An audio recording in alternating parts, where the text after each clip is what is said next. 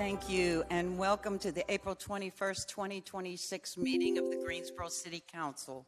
We are in the Katie Dorsett Council Chambers, and let the record reflect that all members are in attendance. We will begin the meeting with a moment of silence.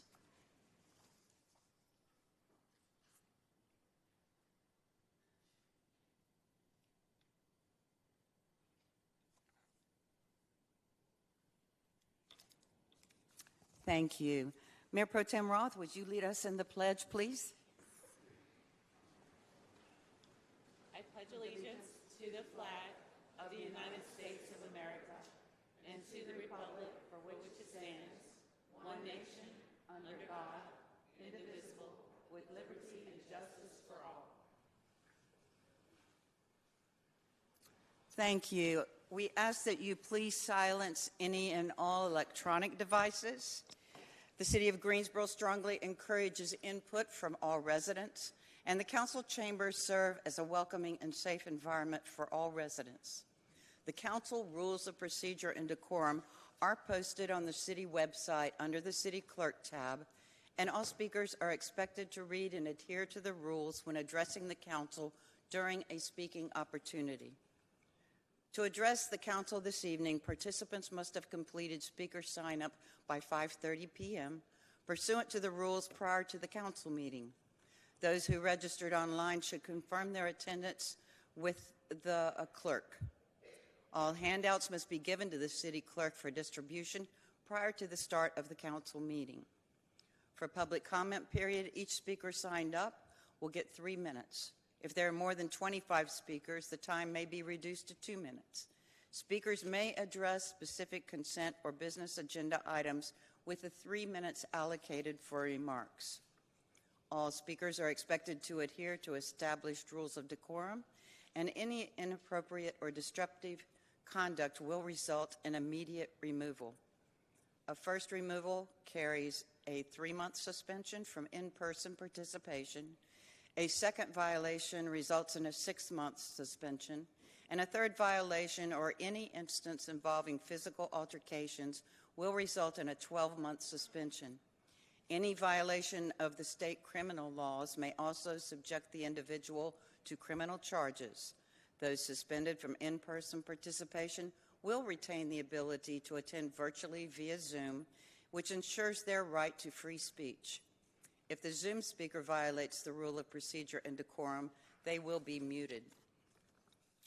Speakers may have the city IT team play videos that have already been sent in to the city clerk for a security check. Any videos, media, or supplemental documents utilized by speakers during this meeting are not reviewed or verified by the city for accuracy, completeness, or authenticity. The city does not endorse or adopt the content, and all opinions and views expressed are solely those of the speaker. Speakers may not transfer their time to others, and the mayor or presiding officer will determine the speaking order.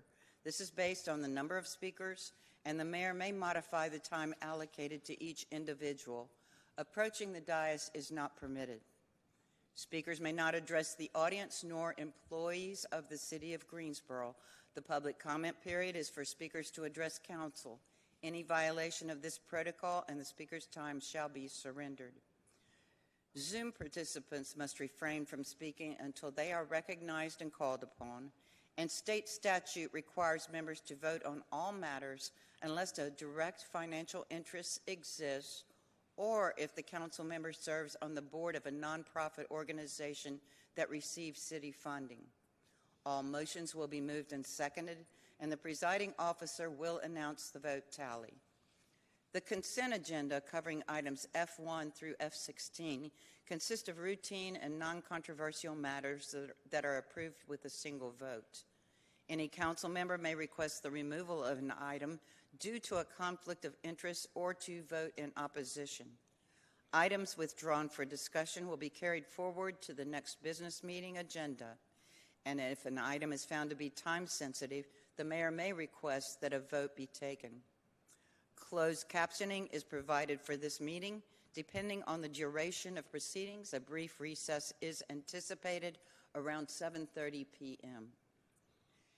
Now, we can move on. We do have where an applicant has requested that item H1, 2026-217, which is a public hearing for an ordinance annexing territory into the corporate limits for the properties located at 5101, 5113, and 5327 ZZ Old Randleman Road, 104.03 acres. Scott Crussell for Sean Cummings of Agency Partners LLC and others, and H2 2026-218, public hearing for an ordinance for original zoning for 5101, 5113, and 5327 ZZ Old Randleman Road. Scott Crussell for Sean Cummings of Agency Partners LLC and others. They have requested that this be continued to the May 19th City Council meeting without further advertising. Do I hear a motion for continuance? Moved by Ms. Black. Second. Seconded by Ms. Thurm. Council, we can do a voice vote on this. All in favor, please say aye. Aye. Anyone opposed? Hearing none, that will be continued. Now, we need to ask for a motion because we need to move a council meeting. We need to move the May 5th Greensboro City Council meeting to Monday, May 4th at 5:30 p.m. Do I hear a motion? Moved by Mr. Holston. Do I hear a second? Second. Seconded by Mayor Pro Tem. All in favor, please say aye. Aye. Anyone opposed? Hearing none, we are moving our City Council meeting to May 4th. Several council members will be at a conference. Now we move on to our ceremonial items. And we have item E1, a resolution honoring the life and legacy of Willena Reeves Cannon. Councilmember Black.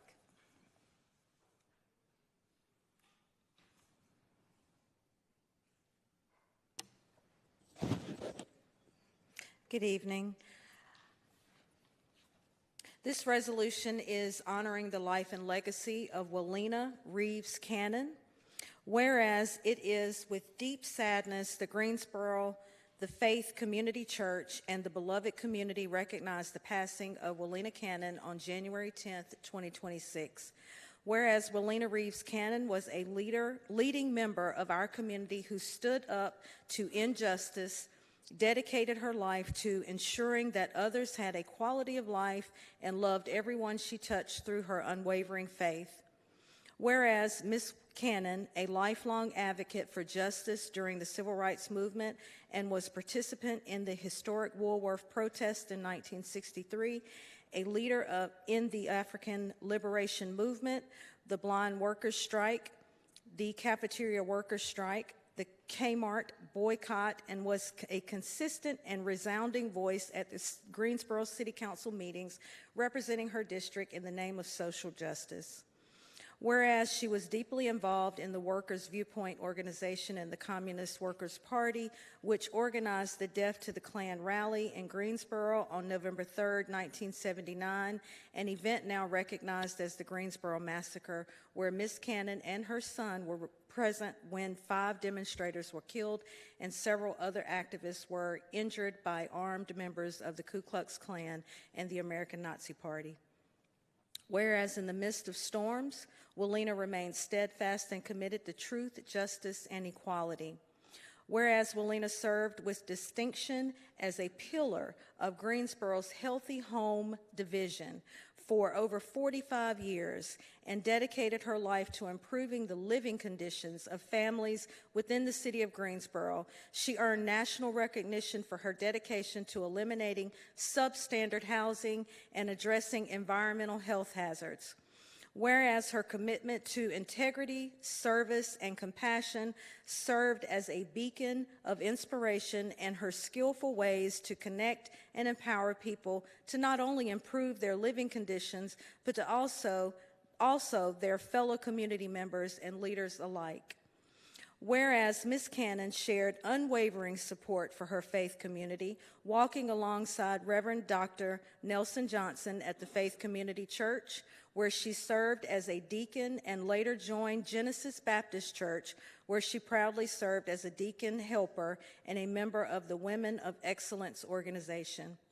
Whereas the loss of Willena Cannon leaves a void in our community that will be deeply felt, but her legacy of service will live on. And now, therefore, it be resolved by the City Council and the City of Greensboro that the City of Greensboro extends its heartfelt sympathy and condolences to the family, friends, and loved ones of Willena Cannon, that the City of Greensboro honors and celebrates Willena Reeves Cannon for her remarkable achievements and for a life dedicated to the betterment of our community.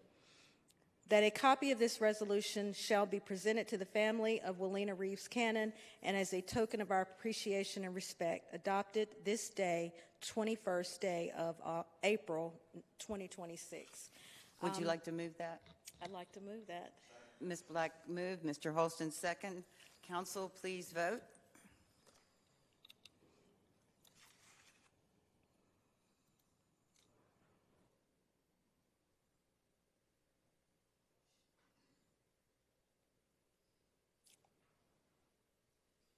And that passes 9-0. Thank you, Ms. Black.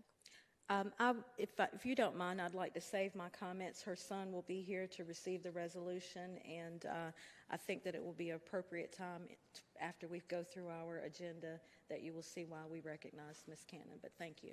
Great. Thank you so much. Okay, now we have a resolution recognizing Sheena Beasley. This is item E2, and the Almond Connection. Councilmember Crawford. Good evening, y'all. Whereas April is recognized nationally as Second Chance Month, a time to raise awareness about the challenges faced by individuals returning from incarceration and to promote opportunities for successful reentry and reintegration. Whereas access to stable housing, employment, health care, and supportive services is essential to reducing recidivism, strengthening families, and building safer, more equitable communities. Whereas Sheena Beasley, a resident of Greensboro, North Carolina, is the founder and executive director of the Almond Connection, a nonprofit organization established to support individuals returning from incarceration. Whereas the Almond Connection provides critical services including housing support, workforce development, employment assistance, education, healthcare access, and family reunification support, helping individuals achieve stability and self-sufficiency.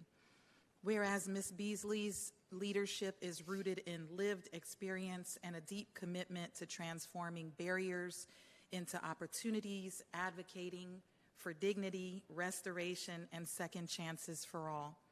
Whereas her work has positively impacted countless individuals and families in Greensboro and beyond, strengthening communities and advancing equity through reentry support and advocacy.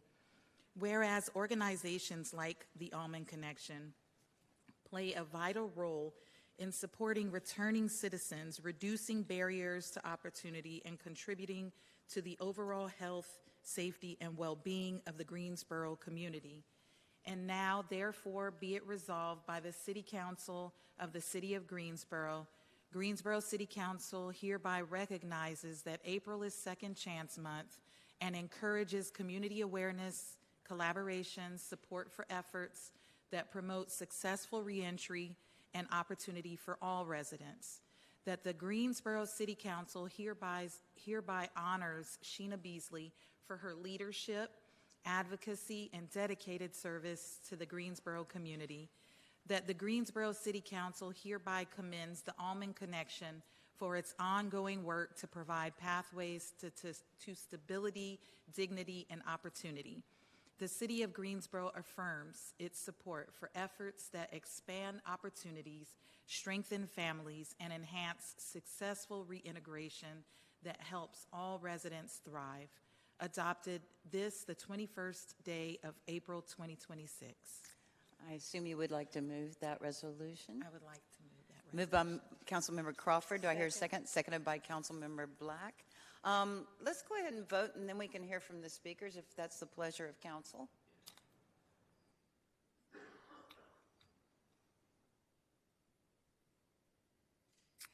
And that carries 9-0. Thank you.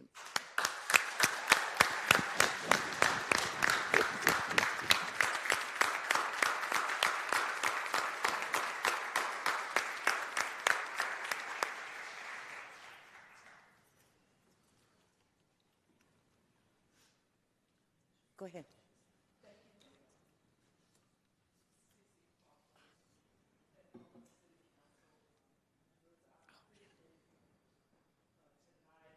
It's a great honor to receive this resolution, and I have not done it on my own. First of all, I want to thank God for giving us the vision, and I want to thank my board members, Rodney Beasley, chairman of the board, Magaline Hall, our secretary, and Terry Flam, who is the best volunteer that anybody can ask for.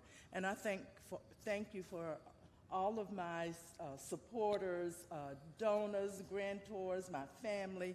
I thank you all so very much, and I especially love my C.C. Crawford. Thank you so much.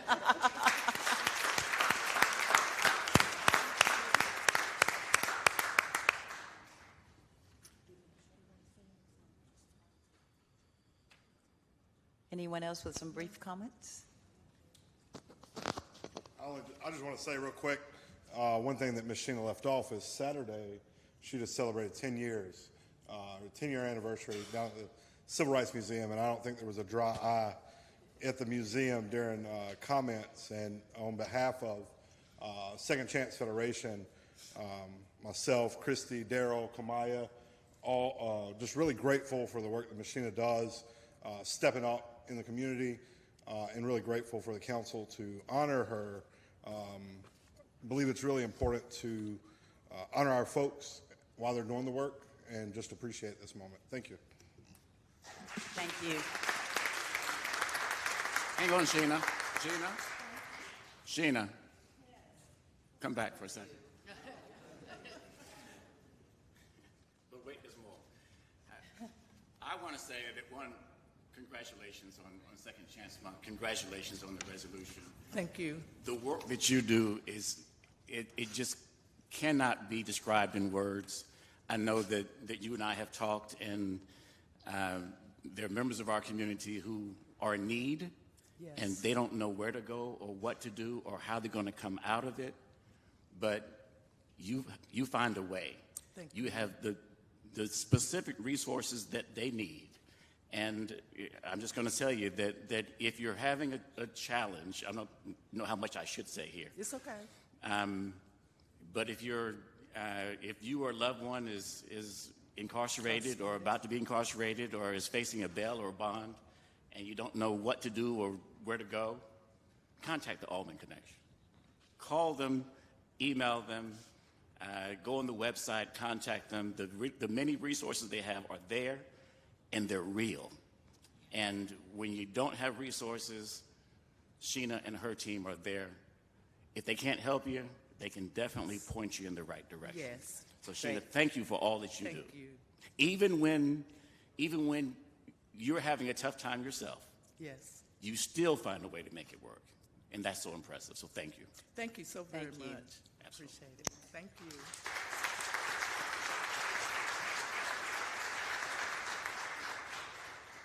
Wonderful. All right, moving on to the consent agenda. Any council wish to remove any item from the consent agenda? If not, I would entertain a motion. So moved. Moved by Mr. Holston, seconded by Mr. Marshall. Council, please vote.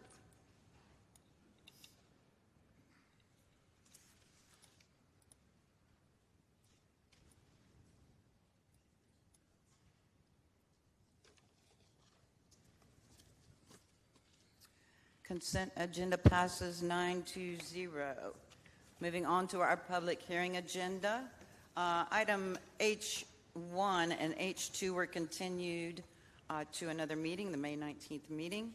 So we are moving on to item H3.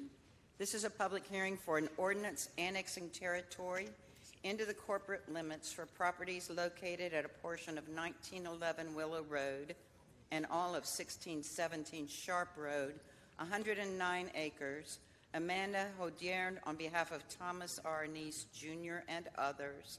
And item H4, public hearing for an ordinance for original zoning for properties at a portion of 1911 Willow Road and all of 1617 Sharpe Road. Amanda Hodierne on behalf of Thomas R. Neese Jr. and others. Ms. Hodierne, all those in favor first? Yes. Oh, I'm sorry. Mr. Kirkman's going to go first. I apologize. And I apologize. We're having some technical issues. We're trying to share the meeting here, so Understood. give us one Thank second you. here while we try to get this worked out. But I just want to make sure everybody at home can see what we're doing.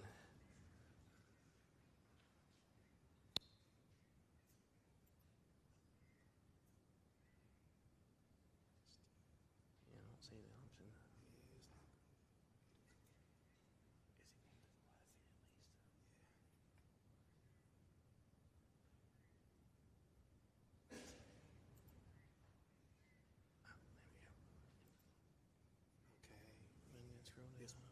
Yep.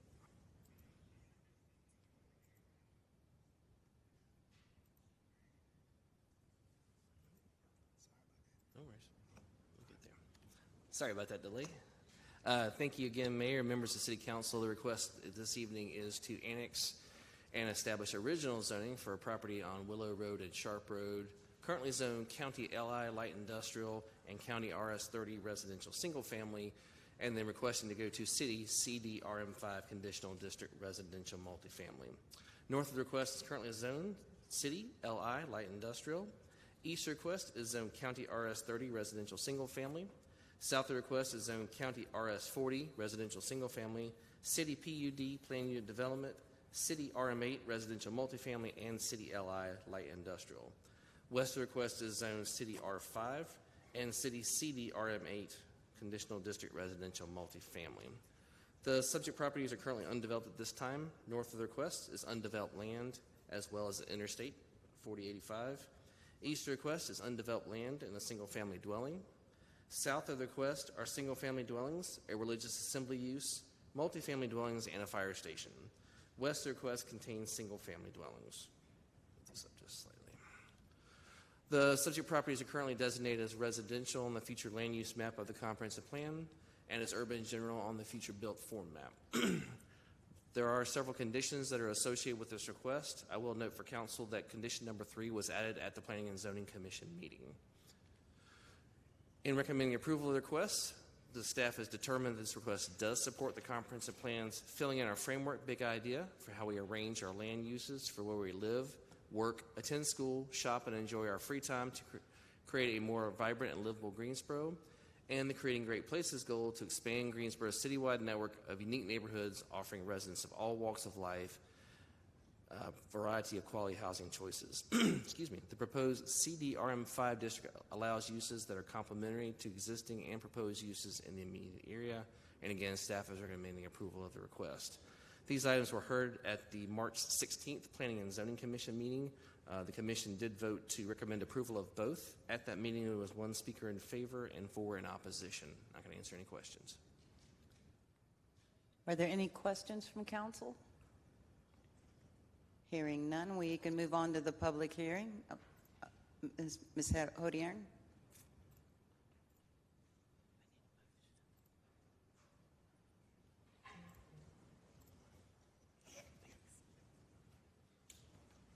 Good evening. Nice to see all of you again. My name is Amanda Hodierne, 804 Green Valley Road, Suite 200 here in Greensboro. I'm here tonight on behalf of the property owner as listed in the record, but also on behalf of the applicant, which is Mungo Homes. So I want to welcome and say hello to some members of our Mungo team that are spread out. We've got Jason Ewing somewhere. There you go. We've got Santos Ramirez, Joe Steinheiner, and perhaps a few others. Also with us, in case we need them for questions, we have Dylan Coley from Davenport Engineering that did our traffic study, just to say that off the top. So getting into it here, I wanted to first just look at the subject property from a wider lens, if you will. You can see it's comprised of 2 parcels, a fairly large assemblage here that spans from Willow Road on the west over to Sharpe Road on the east. Notably, we have frontage and therefore access opportunity on both of those roads. As you've just heard from Mr. Kirkman, we're just south of the interstate corridor. There's a little bit of intervening property on the west side, and then it's right up on the right-of-way as you move further east.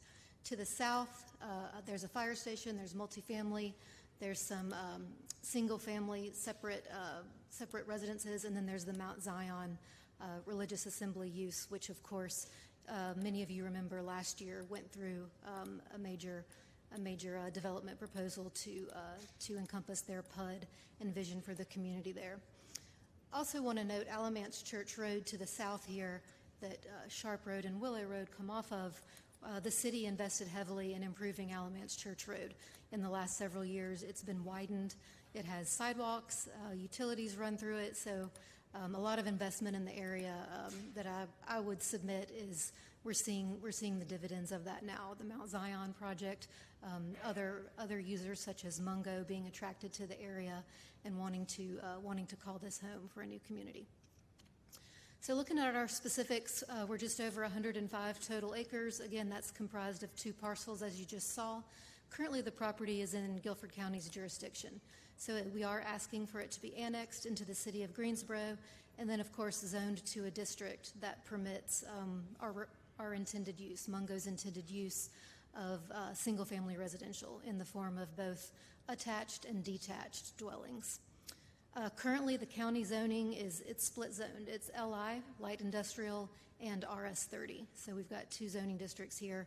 I would point out that LI portion coming down to a residential use is a down zoning. So certainly in that regard, lessening the intensity and a major shift from the light industrial uses that could occur today. Our request into the city of Greensboro is for RM5, that's residential multifamily 5. However, as you're about to see, and as you've heard from Mr. Kirkman, this is conditioned to completely exclude any multifamily use. So we needed the M, that RM, to allow townhomes, twin homes, duplexes, but this is conditioned to ensure that we stick with that, single family, attached, and detached. And we've also conditioned the unit count to keep us around 3.5 units per acre, which is less than what that 5 would otherwise allow just by the math. We chose the 5, I'll go back to this slide, because of the communities around us. To the north, across the interstate, to the west at Rotherwood, south of Alamance Church, those are R5. So we wanted to be consistent with that land use pattern. Looking at the proposed conditions, you've seen these, but again, you can see it here. Limiting the use to exclude multifamily, keeping it at the single-family formats. Total number of units shall not exceed 374, which is less than what the math would yield, and limiting the building height to 35 feet. Again, just to be fully ensure and make everyone comfortable that this is not contemplating any kind of multifamily apartment type of use.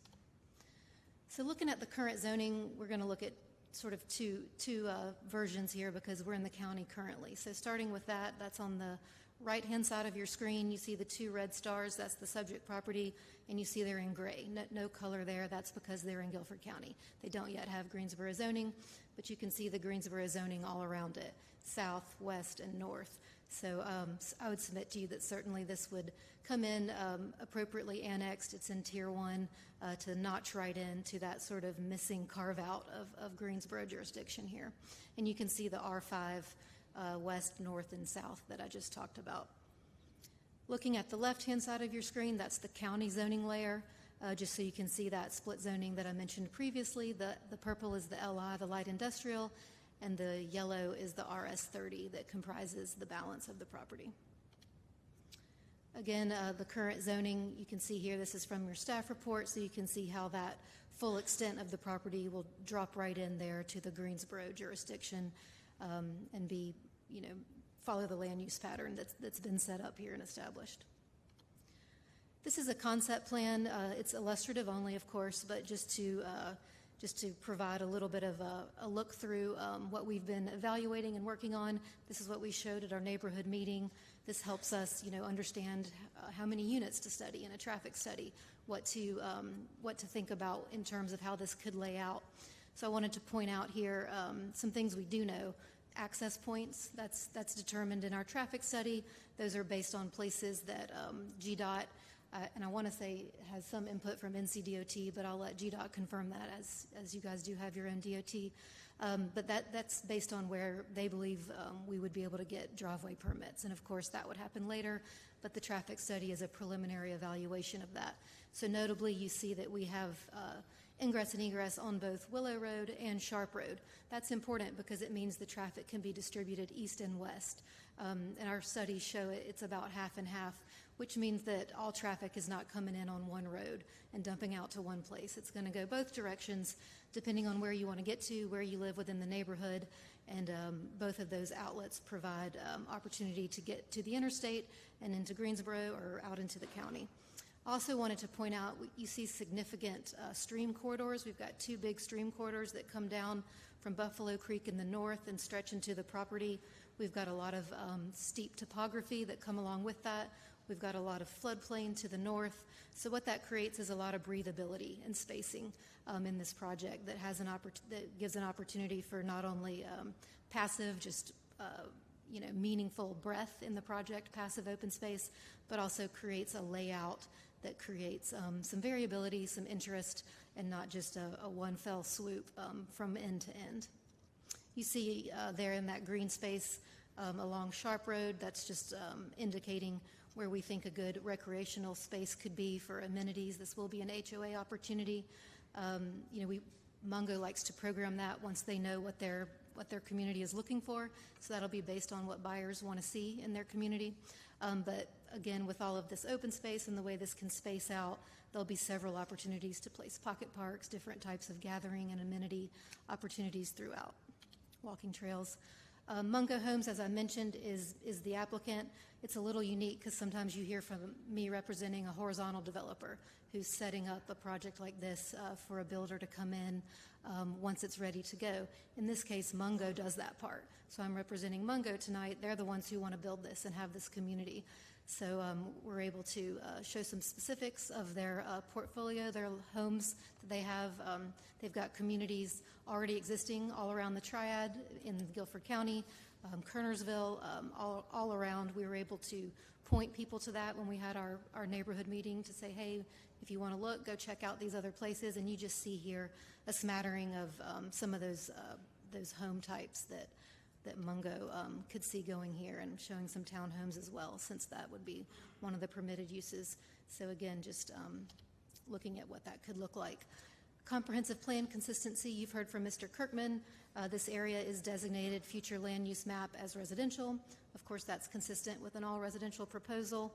Urban general in your future built form map, that based on it being serviceable by utilities and dropped right into existing contiguous city limits.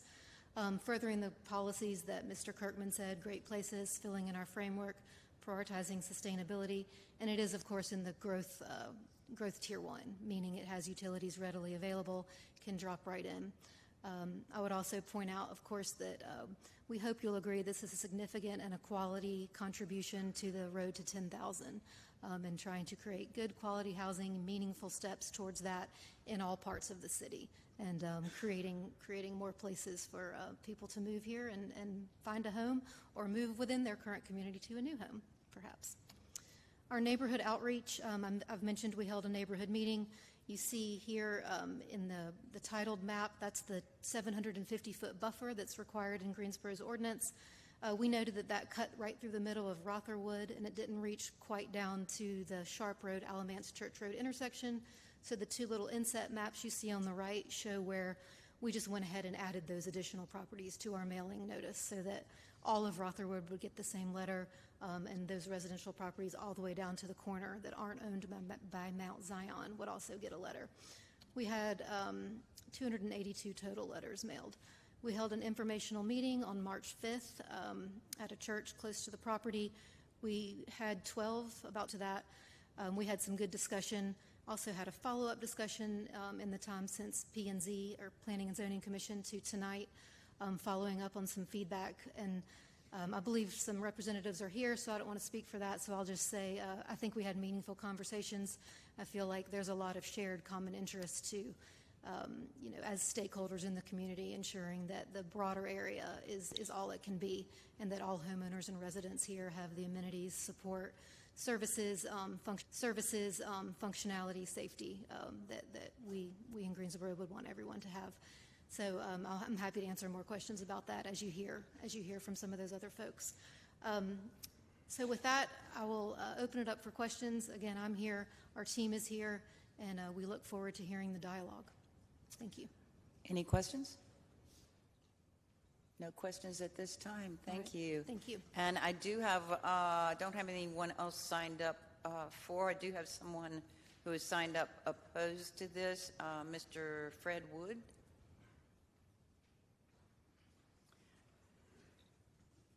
And Mr. Wood, you have 15 minutes. You are not required to use all of it, but you may. And then we will have a rebuttal afterwards. Okay, thank you. Madam Mayor and members of the council, my name is Fred S. Wood, Jr. I reside at 4 Acorn Court in the Rotherwood community. I represent the Rotherwood community and speak in opposition to the proposal of Mungo Homes. The opposition to the proposal is not because of the development that Mungo Homes will place inside of the 100 acres. The opposition is because of what will be manifested outside of that development and other developments that will come. Recently, I had a very cogent conversation with Mungo Homes and their attorney, and we feel that their presentation of affordable homes will be a plus for home buyers wanting to live in the area. I have had a very enlightening conversation with our council representative, Ms. Crystal Black, and I understand from her that proposal approvals are predicated on land use and development primarily, other factors being secondary. Accordingly, we expect that this proposal will be approved tonight and that others will follow. But further, council members, the other shoe is that ultimately some 1,000 homes, 2,000 residents, and 2,000 automobiles will be added to this 3 square mile area in the next 3 years. We have been told, and the staff reports say, that the city of Greensboro will ensure the placement of roadways, sidewalks, sewage, water services, and other utilities and adjustments that will mitigate the effects of this increased density. So our position simply is we will hold you to that. We don't want to be simply told about what will happen. We want to be constantly in the loop with discussions and illustrations on all the mitigations that will bring about safe and fluid trafficability, walkability, and all of the other entities that we so rightfully deserve. So generally, we are not engineers, municipal planners, city managers, attorneys, or the like, but we are literate individuals who care about our neighborhood and our welfare. 2, we will rely on our children, some who are engineers, municipal planners, city managers, attorneys, to help us decipher the information and plans. Finally, with this increase in density of population over the next 3 years, we strongly feel that the city and county government should advocate with us for additional and enhanced amenities in the community, not just another car wash, vape shop, or ABC store, but amenities that will address the needs of what will become a diverse and different community. We have had some communications with the corporate levels of Walmart, Food Line, and CVS. 2, we have the pledge of Mungo Homes who support this particular effort to the extent possible for them. Madam Mayor and council members, we are vigilant, but we are respectful in this pursuit. Thank you. Thank you, Mr. Wood. Ms. Hodian, would you like to have any rebuttal comments? Thank you, Madam Mayor. Certainly not rebuttal, but I did just want to echo the sentiments of Dr. Wood and the community he works with and represents, and Mungo's commitment to be a partner in that. Like I said, they are a stakeholder, hope to be a stakeholder as well. Their residents will want the same thing. So We've had a lot of conversations. You've had some good ideas. There's things we can do together. There's avenues in place that the city already has, retail strategies, which is a group you guys work with on some of the things he was talking about there. So we've started to put those pieces in place, and we appreciate the opportunity to work with him. Thank you. Super. Thank you, Mr. Wood. Would you, or is it Dr. Wood? Yes, I'm sorry. I did not know. Would you like to say anything further? Okay, thank you. All right, I need a motion to close the public hearing. Moved by Mrs. Thurm, seconded by Mr. Holston. All in favor, please say aye. Aye. Now, are there any comments or discussion council would like to? I would just like to make a comment, Dr. Wood. I appreciate your words. They were well received, and I hope that you do continue to hold us accountable. But I do echo your sentiments and do believe that quality retail is deserved in communities, and we look forward to working with you in your community along with Amanda and Mongo to ensure that that happens. So I appreciate your words and keep the faith. All right, anyone else? Hearing none, I would accept a motion. So moved. Moved by Ms. Black. Do I hear a second? Seconded by Mr. Marshall. Council, please vote. And this is on H3. What's this?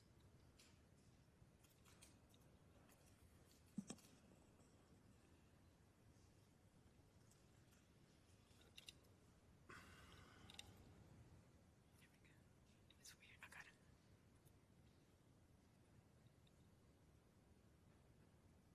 And that carries 9-0. And now item H4, which will need a statement of consistency. May I have a motion? So moved. Moved by Mrs. Thurm. Do I hear? Seconded by Mayor Pro Tem Roth. Mrs. Thurm, statement of consistency, please.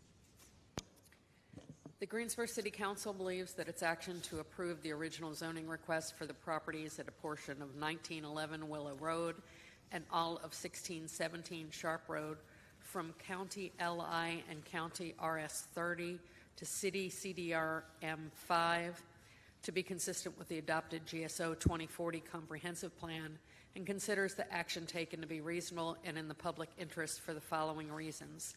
The request is consistent with the Comprehensive Plan's future Belt 4 map and future land use map.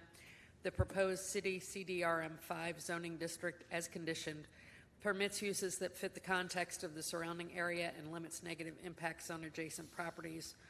And 3, the request is reasonable due to the size, physical conditions, and other attributes of the area. It will benefit the property owner and the surrounding community, and approval is in the public interest. Super. Council, please vote.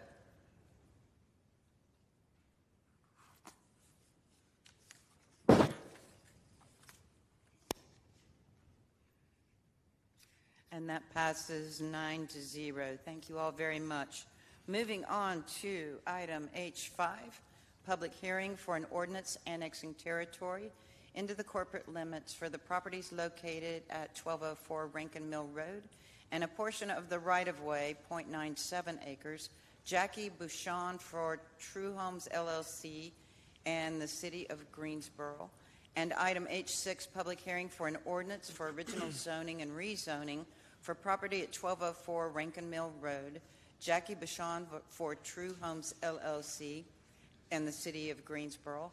And item H7, public hearing for an ordinance for original zoning for a portion of Rankin Mill Road right-of-way, City of Greensboro.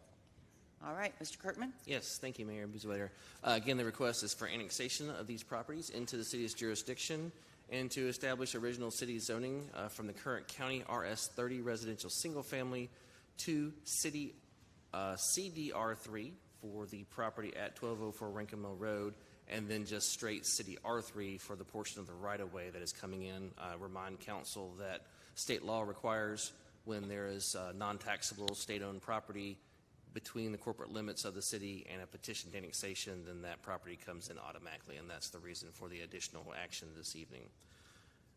North of these requests is currently zoned County RS 30 residential single family, East request is zone County RS30 as well as City R3 residential single family. West request is zone City HI heavy industrial. The subject property is doesn't show on this aerial, but does now contain a new single-family dwelling as well as a portion of Rankin Mill Road right-of-way. North and west of the request is currently undeveloped. East and south are single-family dwellings. The subject site is currently designated as residential on the future land use map of the comprehensive plan, and as exurban as far as the future built form map. If council approves the item this evening, that designation will automatically change to urban general. This is a conditional application for the property at 1204 Rankin Mill Road, and this is a condition advertised with the hearing. In recommending approval of these requests, staff notes again that this does meet the comprehensive plan's filling in our framework, big idea, to arrange our land uses for where we live, work, attend school, shop, and enjoy our free time, to create a more vibrant and livable Greensboro, and the Creating Great Places goal so that Greensboro's citywide network of unique neighborhoods offering residents of all walks of life a variety of quality housing choices. The proposed CDR3 and the R3 district for the road allows uses that are similar to existing uses in the surrounding area, and again, we are recommending approval of the request. These items were heard at the March 16th Planning and Zoning Commission meeting. The Commission did recommend approval of both the annexation and original zoning requests. There were no speakers at that hearing. I can answer any questions. Are there any questions from council? We do not have anyone signed up to speak on this item, so if council has no questions, I would accept a motion. Moved by Mr. Holston. Do I hear a second? Seconded by Mrs. Crawford. That is on item H5. Council, please vote.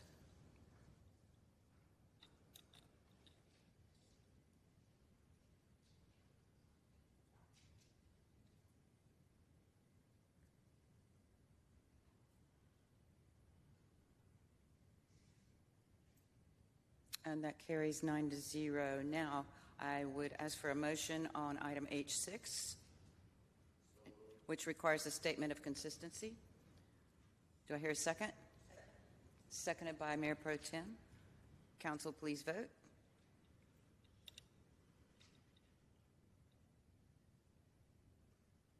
And Mr. Holston, would you like to read the statement? The Greensboro City Council believes that its action to approve the original zoning request for the property at 1204 Rankin Mill Road from County RS30 Residential Single Family to City CDR3 Conditional District Residential Single Family 3 to be consistent with the adopted GSO 2040 Comprehensive Plan and considers the action taken to be reasonable and the public interest for the following reasons. The request is consistent with the Comprehensive Plan's future built form map and future land use map.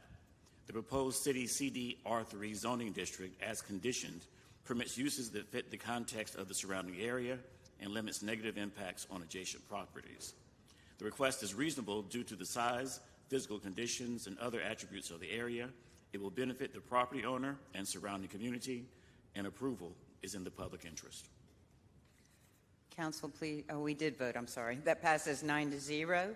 And now I need a motion to adopt item H7, which is the public hearing for an ordinance for original zoning for the portion of Rankin Mill Road right-of-way, City of Greensboro.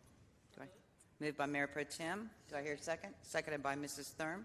Council, please vote.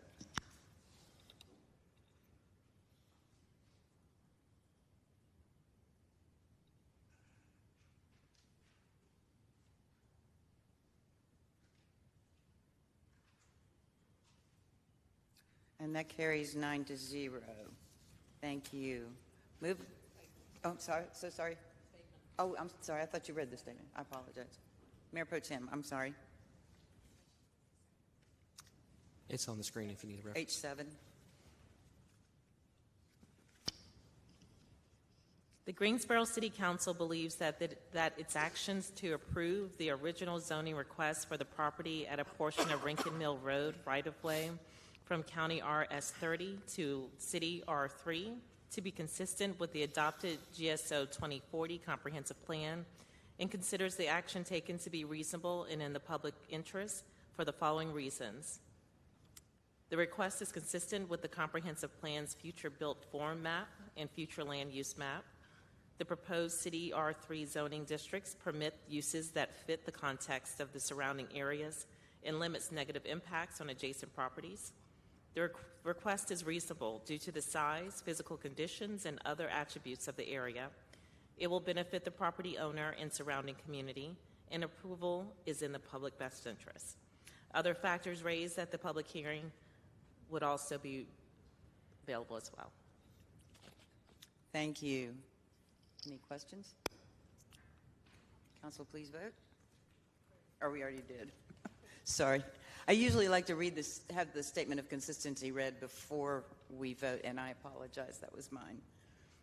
All right, moving on to item H8, public hearing for an ordinance annexing territory into the corporate limits for the property located at 5108 Summit Avenue, 0.55 acres. Saralina and Aaron Dolph of ASRA, ASRA Haven, LLC. And item H9, public hearing for an ordinance for original zoning for 5108 Summit Avenue, Saralina and Aaron Dolph of ASRA Haven, LLC. Mr. Kirkman. Yes, thank you, Mayor. Again, the request is to annex this property into the city's jurisdiction and move from county zoning, which is RS30 residential single family, to city R3 residential single family. North and east of this request is currently zoned county CZ RS30MH, which is conditional zoning residential single family with a manufactured housing overlay. South of the request is city R3 residential single family, as well as county RS30, again residential single family. West request is zoned county RS30 residential single family. The subject property currently contains a single family dwelling. North, east, south, and west of the request are all single family dwellings. The property is designated as residential on the future land use map and as urban general on the future built form map. Staff has concluded that this request does support the comprehensive plan's filling in our framework big idea to arrange our land uses for where we live, work, attend school, shop, and enjoy our free time to create a more vibrant and livable Greensboro, and the Creating Great Places goal to encourage Greensboro's citywide network of unique neighborhoods offering residents of all walks of life a variety of quality housing choices. The proposed R3 district allows uses that are compatible with other uses in the area, and again, staff is recommending approval of the request. These items were heard at the March 16th Planning and Zoning Commission, and the Commission did recommend both the annexation and original zoning, and there were no speakers at that hearing. I can answer any questions. Are there any questions for Mr. Kirkman? There's no one signed up for the public hearing. Do I hear a motion? So moved. Moved by Mr. Marshall. Do I hear a second?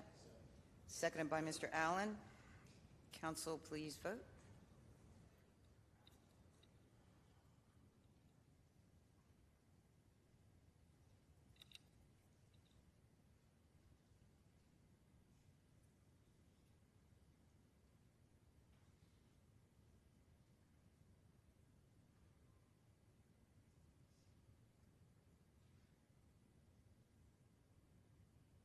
And that carries 9-0. Item H9 requires statement of consistency. Do I hear a motion? So moved. Moved by Mr. Marshall. Do I hear a second? Seconded by Mr. Allen. Mr. Marshall, would you like to go ahead and read the statement of consistency, please? And this is for H9, public hearing for an ordinance for original zoning for 5108 Summit Avenue. The Greensboro City Council believes that its action to approve the original zoning request for the property at 5108 Summit Avenue from County RS30 Residential Single Family to City R3 Residential Single Family 3 to be consistent with the adopted GSO 2040 Comprehensive Plan, and considers the action to be reasonable and in the public interest for the following reasons. The request is consistent with the Comprehensive Plan's future built form map and future land use map. The proposed City R3 zoning district permits uses that fit the context of the surrounding area and limits negative impacts on adjacent properties. The request is reasonable due to the size, physical conditions, and other attributes of the area. It will benefit the property owner and surrounding community, and approval is in the public interest. Council, please vote.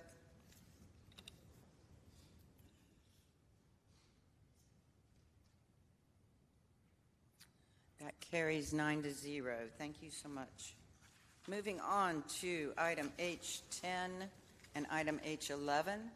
Item H10 is a public hearing for an ordinance annexing territory into the corporate limits for the properties located at 3405 Liberty Road and a portion of Liberty Road right-of-way, which is 12.12 acres. Nick Blackwood on behalf of KZT Acquisition LLC and others. And item H11, public hearing for an ordinance for original zoning for 3405 Liberty Road.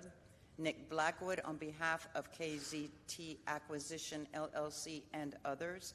And item H12, public hearing for an ordinance for original zoning for a portion of Liberty Road right-of-way, City of Greensboro. Mr. Kirkman. Yes, thank you. Again, this is another annexation, bringing property into the city's jurisdiction, going from County RS40 residential single family to City CDR7 conditional district residential single family for the property at 3405 Liberty Road, and then just to straight R7 for a portion of Liberty Road that is also coming in with this request. North, east, and south of the request is currently zoned County RS40 residential single family. West of the request is zoned City CDRM18 conditional district residential multifamily, as well as County RS40 residential single family. The subject properties currently contain a single family dwelling, again as also a portion of Liberty Road right-of-way. North and east of the request is currently undeveloped. South and west of the request are single family dwellings. Property is designated as residential on the future land use map of the comprehensive plan and urban general on the future built form map. This is for the property at Liberty Road is a conditional application, and this is a condition that was advertised as part of the hearing this evening. Staff has determined that this request does support the comprehensive plan's filling in our framework, big idea for how we arrange our land uses for where we live, work, attend school, shop, and enjoy our free time to create a more vibrant and livable Greensboro, and the Creating Great Places goal to expand Greensboro's citywide network of unique neighborhoods offering residents of all walks of life a variety of quality housing choices. The proposed CDR7 and R7 district requests allow uses similar to those in the surrounding area, and again, staff recommends approval of these requests. These items were heard.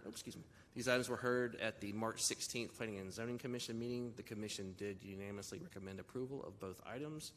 At that hearing, there was one speaker in favor and none in opposition. I can answer any questions. Any questions for Mr. Kirkman? Hearing none, we can move on to the public hearing. I'd like a motion to open the public hearing. Moved by Mr. Allen, seconded by Mr. Marshall. All in favor, please say aye. Aye. Thank you. And I believe we have Nick Blackwood signed up.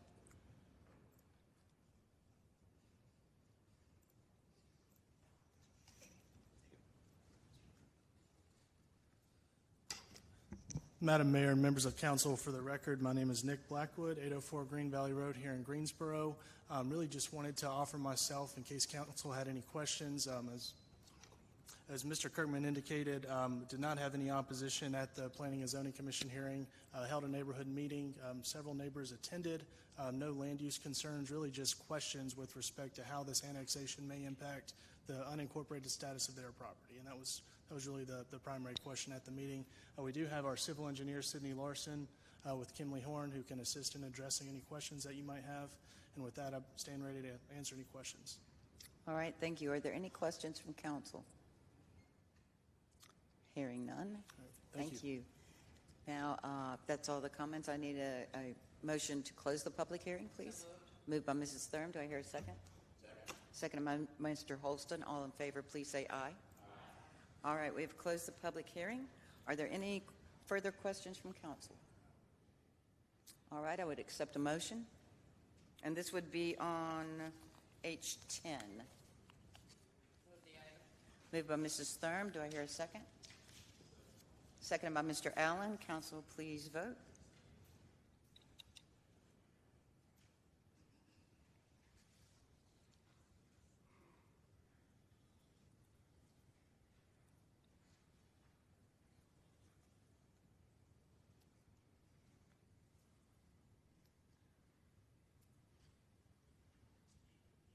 And that carries 9-0. Now I would like a motion for item H11, which is we had the public hearing for an ordinance for the original zoning for 3405 Liberty Road. Do I hear a motion? Moved by Ms. Black, and that will require a statement of consistency. Seconded by Mr. Holston. Ms. Black? The Greensboro City Council believes that it is action to approve the original zoning request for the property at 3405 Liberty Road from County RS 40 to City CDR 7 to be consistent with the adopted GSO 2040 comprehensive plan, and considers the action taken to be reasonable and in the public interest for the following reasons.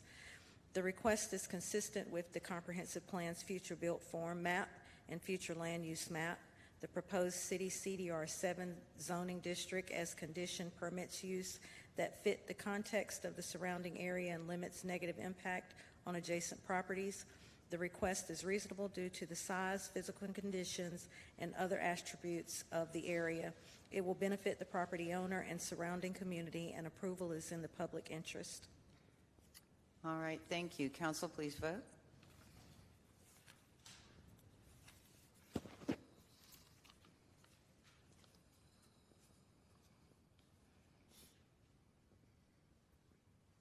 And that carries 9-0. Thank you. Now I need a motion for item H12, which will also require a statement of consistency, and that is the ordinance for original zoning for the portion of Liberty Road right-of-way for the city of Greensboro. Move the item. Moved by Ms. Black. Do I hear a second? Second. Seconded by Ms. Thurm. Ms. Black, statement of consistency, please. The Greensboro City Council believes that it is action to approve the original zoning request for the property at the portion of Liberty Road right-of-way from County RS 40 to City RS 7 to be consistent with the adopted GSO 2040 comprehensive plan, and considers the action taken to be reasonable and in the public's interest for the following reasons. The request is consistent with the comprehensive plan's future built form map and future land use map. The proposed City RS 7 zoning district permits uses that fit the context of the surrounding area and limit negative impacts on adjacent properties. The request is reasonable due to the size, physical conditions, and other attributes of the area. It will benefit the property owner and surrounding communities, and approval is in the public's interest. Thank you. Council, please vote.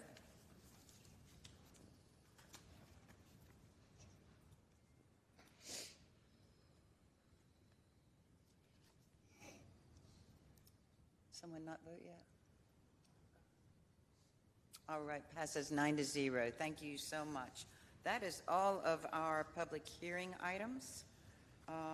So we will move on to our general business agenda. Madam Mayor, before we get to item I-1, I need to recuse myself from I-1 because I sit on the board of the CVB. All right, so Mrs. Thurm has expressed that she will need to recuse herself from this. Madam City Attorney, do I need a vote on that? Or? Okay. Thank you. All right, so item I-1, ordinance to approve Greensboro, Guilford County Tourism Development Authority 2026-2027 fiscal year budget in the amount of $1,500,000. We do have a speaker on this. Mr. George Hartzman.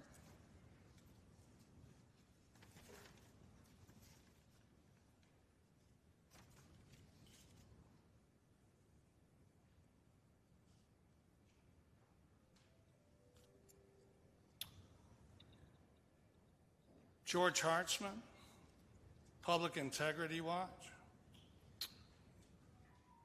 You have a picture up there of the Sports Foundation's, the Greensboro Sports Foundation, 990, which has incoming monies from the Greensboro Area Convention and Visitors Bureau, from which Tammy just recused herself extremely well. The problem is this money is funneled through to Greensboro Sports Foundation. As you can see, there's another item that the city of Greensboro gives the Greensboro Sports Foundation. And then it gets money from the Greensboro Coliseum complex, which is the city of Greensboro, essentially. So Mayor Mary Kay Abiswader is on the board of the Greensboro Sports Foundation, and there's this law that says local public officials participating in contracts benefiting nonprofits with which they are associated. So what I'm asking for is for Mayor Abu-Zubaydah to recuse herself from this item. Madam City Attorney, since these funds are going straight to the Convention and Visitors Bureau, is there any need for me to recuse myself? Thank you. Okay, so I've asked for comment on this, and you're not going to recuse yourself, even though the money goes, you're going to vote money to the Visitors Bureau, which is going to then funnel it to the nonprofit that you are associated with. Mr. Hartzman, I can't predict the future, so thank you. I'm sorry, say again? I said I cannot predict what will be done in the future. Okay. So on that basis, I believe you should have recused yourself. So part of that money, that $200,000 that's funneled through the Sports Foundation, has gone to events in which the mayor has participated in that were paid for with taxpayer dollars. So the city of Greensboro funds the Visitors Bureau, and then the Visitors Bureau funds the Sports Foundation, and then the Sports Foundation funded the Sports Foundation Board's Christmas party, which Mary Kay RSVP'd to. And Jill Jones from the Sports Foundation sent out a letter saying, you're welcome to bring a guest to join in the festivities, which was not a business meeting. Therefore, it's illegal. It's an illegal gift from a government contractor. Thank you, Mr. Hartzman. All right, with no questions from council, I would accept a motion. Moved by Mr. Allen. Do I hear a second? Seconded by Mr. Marshall. Council, please vote. And when we do have the one recusal from Mrs. Thurm.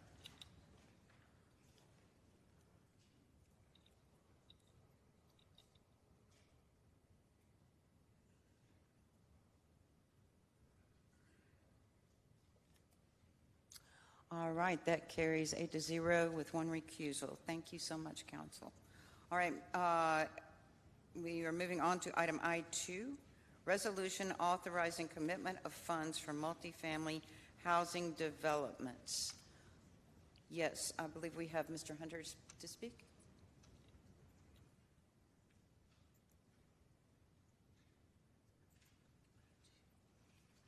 That's the one from the zoning.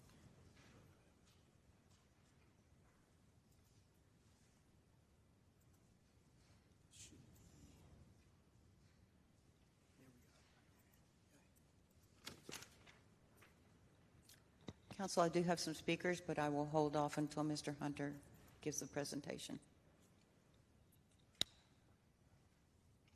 Okay, good afternoon, Mayor, Mayor Pro Tem, members of City Council, Samuel Hunter, Housing and Neighborhood Development Director. It is a pleasure to bring you this item this afternoon. This is something that we bring to you all on an annual basis. The Housing and Neighborhood Development Department releases a request for proposals for typically it's been tax credit only projects. Well, this year we did something different. We heard your recommendations and some of your requests, and so we opened it to non-tax credit projects as well. The way this presentation is formatted, we have categorized each proposal in recommendation via 9% new construction, 9% rehabilitation, and 4% new construction, and then the non-LIHTC proposals as well. The process commenced in early February this year. We started a little earlier so we can get in front of you all a little earlier and also provide some predictability to the developers and the other proposers as well.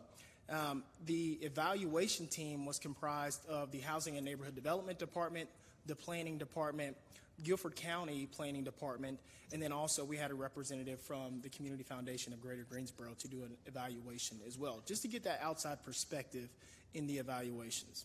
Some of the things in the evaluation criteria that we had listed this year was location, so proximity to amenities such as a full grocery store, making sure that people have close proximity to public transit routes. Also, we took in account to additional amenities such as daycares, pharmacies, public parks, and things of that nature. Financial feasibility, being a steward of public funds, we wanted to make sure that it was financially feasible for us to invest these dollars into them. Team experience was another element. Zoning and adjacent land uses was important. Type A units, and Type A units, think about them as your ADA compliant units. So we also included additional bonus points if you had a 20% set aside of ADA, also known as Type A units, in your development. Unit count was something that we looked at. We evaluated the market studies, and then we also granted additional bonus points to city-owned sites, things that the city owns that we want to see spur some development in certain areas of the city of Greensboro. On this map before you, you will see all of the projects that were submitted. The ones that are highlighted in that tealish blue colors are the ones that we're recommending for funding, but we wanted to make sure that you all and the entire community could see the distribution of projects across our city. So the first one that we're going to talk about is the 9% new construction, and 9% is a program that is administered by the North Carolina Housing Finance Agency. That is the most lucrative and competitive tax credit that someone can pursue in our state. We had 3 recommendations for those, and we'll talk about project specific as well. We're getting north of 200 units for 9% new construction projects as well. And then the 9% rehabilitation. New construction and rehabilitation, even though they're 9%, they don't directly compete against each other in the state's evaluation process. So when it comes down to that financial feasibility and also preservation of units, we wanted to recommend a 9% rehabilitation project. And again, we'll talk about project specifics shortly. 4% new construction, that's another competitive process that North Carolina Housing Finance Agency administers, but it is not as competitive as the 9% projects. We have one recommendation for that, and that's on a city-owned site. And then the non-tax credit proposals that we received. We are recommending one of those, and that is for another preservation or rehabilitation project of 24 units, and we'll talk about project specifics. Just a brief snapshot of everything that we're bringing to you all for recommending. So you can see more than 400 units are being proposed for your consideration, and over $8 million in gap financing recommended by the city of Greensboro and our team here. The total development value exceeds $100 million. So our $8 million investment could have a total development investment back into our community over $100 million. So, and some of these projects are contingent upon the state financing, so we'll talk a little more about that as we progress. The first project that we're recommending for the 9% new construction is called Ellington Place. That is at 2701 North O'Henry Boulevard. You all may be aware that that is the former Regency Inn. That is a city-owned site. We have worked closely with DHIC, who has a successful track record of securing tax credits. You can see the unit breakdown there, but they are proposing 75 units, and they will be for seniors. Again, this is a new construction deal. Their request was $1.785 million from the city of Greensboro. My staff and I did the underwriting. That is financially feasible, and we recommend this project as well. Phillips Avenue apartment. This is in the Renaissance Plaza area. Self-Help was the lead developer for Renaissance Plaza when it was originally created. They approached us expressing their interest in developing the residential portion of that site. We had negotiation with them. We talked through it. We evaluated all of their proposals, and we believe that this is a suitable project as well. Again, another city-owned site, totaling 59 units for seniors. The city request for that project is $2 million. And again, this is a 9% new construction project. The next one for the last 9% new construction project that we're recommending for funding is for the Graceview Apartments. This one, the lead developer for this one is Affordable Housing Management, but they have a ton of community support, and the Grace Community Church has been critical in this deal as well. They are proposing 84 units, and you can see the AMI breakdown there. This one is for families, and their gap financing request from the city of Greensboro is $845,000. And again, this is the last 9% new construction that we're recommending for funding. The next one we're talking about is the Southgate Market Apartments. That's located at 734 South Elm Street. That'll be 120 units of mixed income. When we promote mixed income, we really want to get that diversifying the socioeconomic levels in that community there. There was a lot of community support for this project. They requested approximately $2.6 million from the city of Greensboro. And I will state that this is only for the residential aspect of this project. So there are some other elements of the project that we're still working through, but for right now, what we're recommending is solely for the residential, and we feel extremely comfortable making this recommendation to you all. The next one is a rehabilitation project. So the units are existing. They just need some repairs and rehabilitation. And it also gives us an opportunity to protect that affordability when we invest our funds. This one is 56 of existing units, and the target audience for that are people that may be receiving supportive services. The request from the city of Greensboro is $489,000, and this is a 9% rehabilitation project. The next one is Richardson Village. This is a non-tax credit project that was submitted by Beacon Management Corporation. The units are existing. There are 24 units there, and the target audience for that is family. They have requested $350,000 from the city of Greensboro, and we feel comfortable doing this. So the next steps, we wanted to outline it for you all in the community. Next steps look like, after you all's consideration, then our staff does the commitment letters to the developers, and we issue those prior to the North Carolina Housing Finance Agency submission deadline, which is on May 15th, which is why we brought it to you all a little earlier this time. We will not know which projects were awarded from NCHFA until late August. All of these projects that we're recommending that are pursuing tax credit funding, everything that we're recommending tonight is contingent upon the tax credit award. In the event these developers do not receive the tax credit award, the city of Greensboro keeps our funds, and we have the autonomy to reallocate those to different projects in the future as well. If they are recipients of the tax credit project, then they will move forward with the city funding and the state funding, and then the projects will come to fruition. Any questions?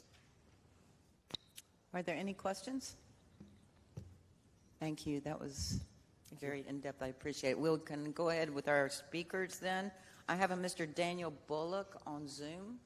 Is he on? Yeah, and I think Daniel may just be here to field any questions for you all. Okay. Okay. Thank you. I have Grant Duffield. Would you like to say something? And I also have Philip Marsh, if he would like to say anything.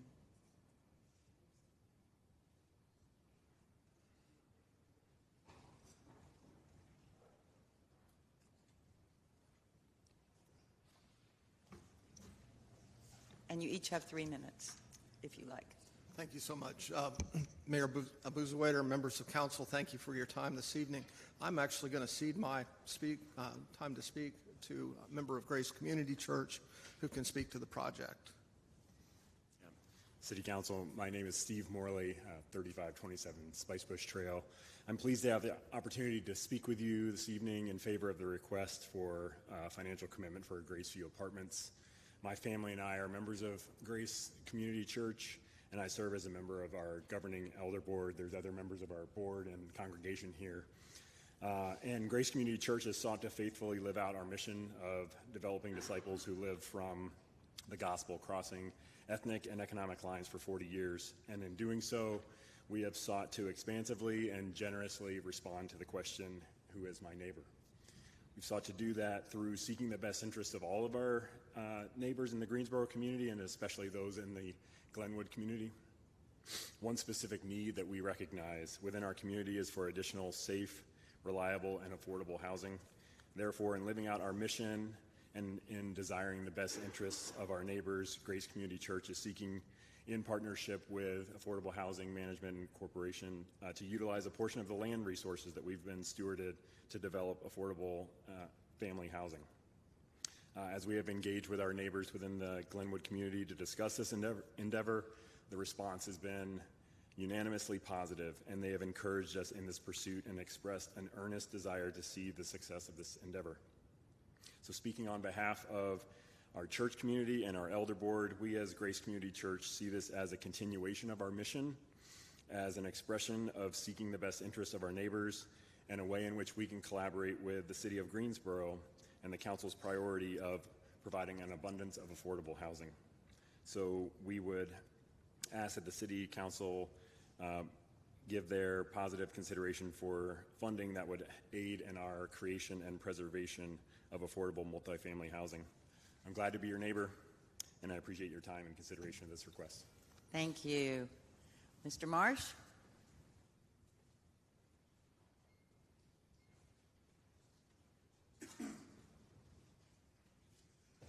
Good afternoon. So I'm here representing the East Washington Street Development Corporation, and I just wanted to tell the Housing Department as well as the City of Greensboro, thank you very much for considering our project. Thank you. Thank you. Any council have anything? Hearing none, I would accept a motion. Moved by Mrs. Thurm. Do I hear a second? Second.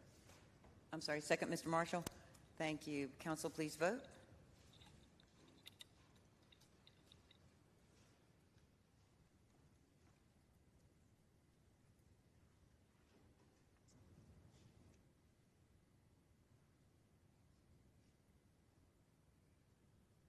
And that carries 9-0. And I just want to thank staff.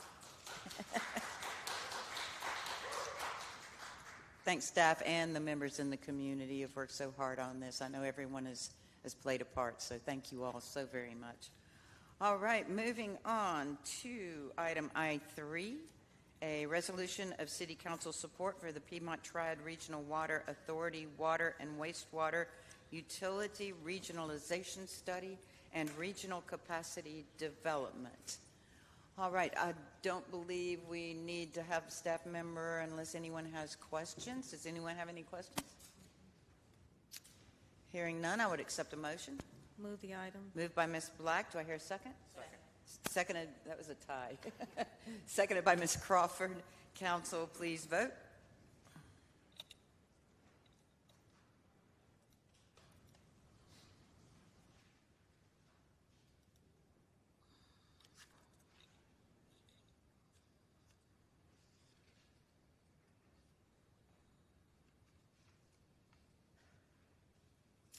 That carries 9-0, and thank you, Mr. Borchers, for being here in case we had any questions. All right, item I4. Let's see. Don't have any speakers. Okay. Item I4, resolution approving bid in the amount of $3,969,000 and authorizing execution of contract 2023-030A with State Utility Contractors Incorporated for the Big Alamance Lift Station Upgrade Project. Do I have any questions from council? Hearing none, I would accept a motion. Moved by Mrs. Thurm. Do I hear a second? Seconded by Ms. Black. Council, please vote.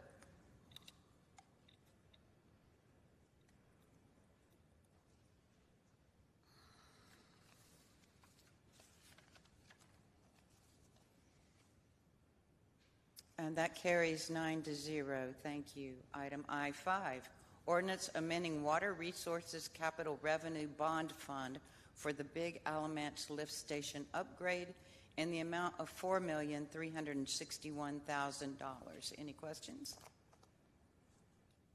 Discussion? Hearing none, I would accept a motion. Moved by Mr. Marshall. Do I hear a second? Second. That was a tie. Seconded by Mr. Holston. Council, please vote.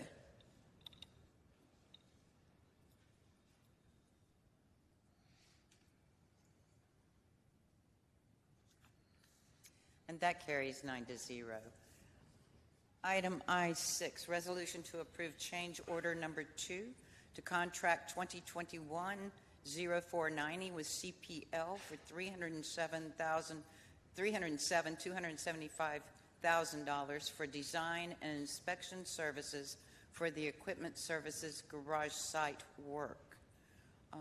Any questions from council? Hearing none, I would accept a motion. Moved by Mrs. Thurm. Do I hear a second? Seconded by Mr. Allen. Council, please vote.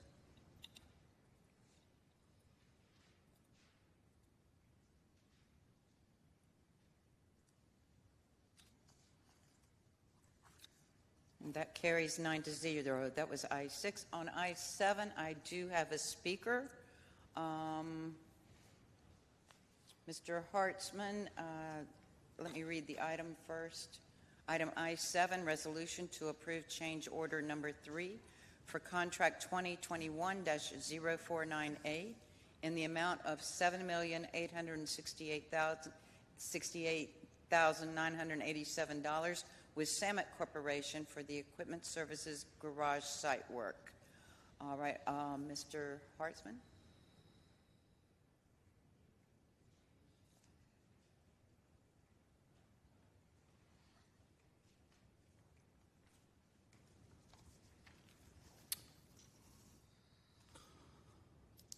So this is a change order for almost $8 million. George Hartzman, Public Integrity wants. With Samet Corp., who you now serve on DGI's board with, is that correct? Madam Mayor? I'm an ex officio. Okay. I do not vote. So it says in March 22, Samet was contracted for construction manager at risk for the development. And then it says the combined cost and guaranteed maximum price was going to be $24,183,395. And then in June 25, we got a change order because there were some soils that were found underneath a maintenance garage. Who would have thought? And you threw another $864,000 at it. And then what you're looking at now is another $8 million. So we're at $32 million. So what happened here? It looks like we just blew $10 million before we're even getting started with the project. So where was the environmental due diligence on this project? How did this happen? Because it shouldn't have happened. And then now we're sitting in it. And this is costing taxpayers another $10 million on top of what we otherwise would have paid. I assume nobody wants to answer that question. But I mean, construction manager at risk, if he's going to take the risk, doesn't that mean that the combined cost and guaranteed maximum price was supposed to be $24,183,000? Because now it's not. Well, you serve on the board of DGI with Arthur Samet. So what happened? How did this happen? And how is it that we're paying another $10 million on a project that in reality should never have been begun in the first place if this was the situation? No accountability. You just blew $10 million.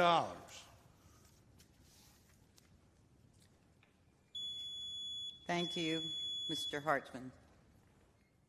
All right, council, do I hear a motion? Or there's any discussion? Sure. Comment, Madam Mayor. It's been a minute since the briefing, but it might be worth staff just explaining what actually happened there, because there was a legitimate issue that happened at the site. And I think that most of it was explained in the agenda item, but sure, go ahead, Mr. City Manager. Yeah, I'll ask ACM Larry Davis, or if anyone from our procurement staff is here to respond.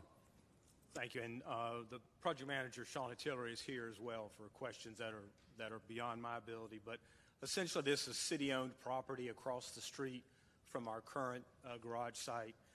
We wanted to build the expansion as close to the current site as we could, so it allowed us to go across the street without having to buy any additional property. The property turned out to have a considerable amount of both unsuitable and contaminated soil. We own the property anyway. It's our responsibility to clean it up, whether we build anything on it or not. So now we're getting the proper soil taken out, the proper soil brought back in, and we'll be ready to start construction within a year. Thank you. Is that clarified? Yes, thank you. Yes, and also it was mentioned that it was in the same place as the current garage. That is not correct. So that changes the scenario there. It's the land across the street. So thank you. And Madam Mayor? Yes, Mr. Holston. Piggybacking on Mayor Pro Tem Roth, in these kinds of cases, we as council and staff, we have the benefit of having specifics in detail and an understanding of what's behind the numbers, but the average resident may not have that information. So I would suggest and recommend that when we have cases like this, when there's an extremely large change order, that we just be proactive and just share what we just shared prior to, in layman's terms, so that folks can just simply understand what's happening and how it's happening, and not think, especially in these times when folks are looking at every dollar that we're spending, and an overrun is $8 million, the natural knee-jerk is to say, gosh, what happened? And we can just be proactive and, Mr. City Manager, purple elephant, it really helps. The what now? Purple? Purple elephant?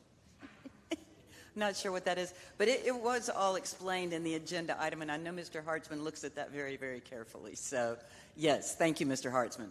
So, anyway, moving on, let's vote. Council, I would accept a motion unless I did already, and I'm sorry. We got a move by Mr. Allen, seconded by Mr. Holston. Council, please vote.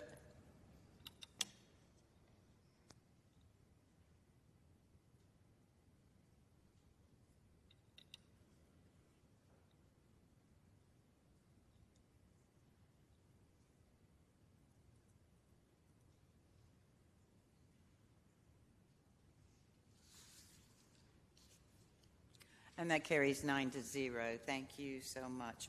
All right, this is item I-8. Moving on, resolution making certain findings and determinations and authorizing filing an application with the Local Government Commission. All right, Council, any questions, discussion? All right, I would accept a motion. Moved by Mr. Holston. Do I hear a second? Second. Seconded by Mayor Pro Tem. Council, please vote.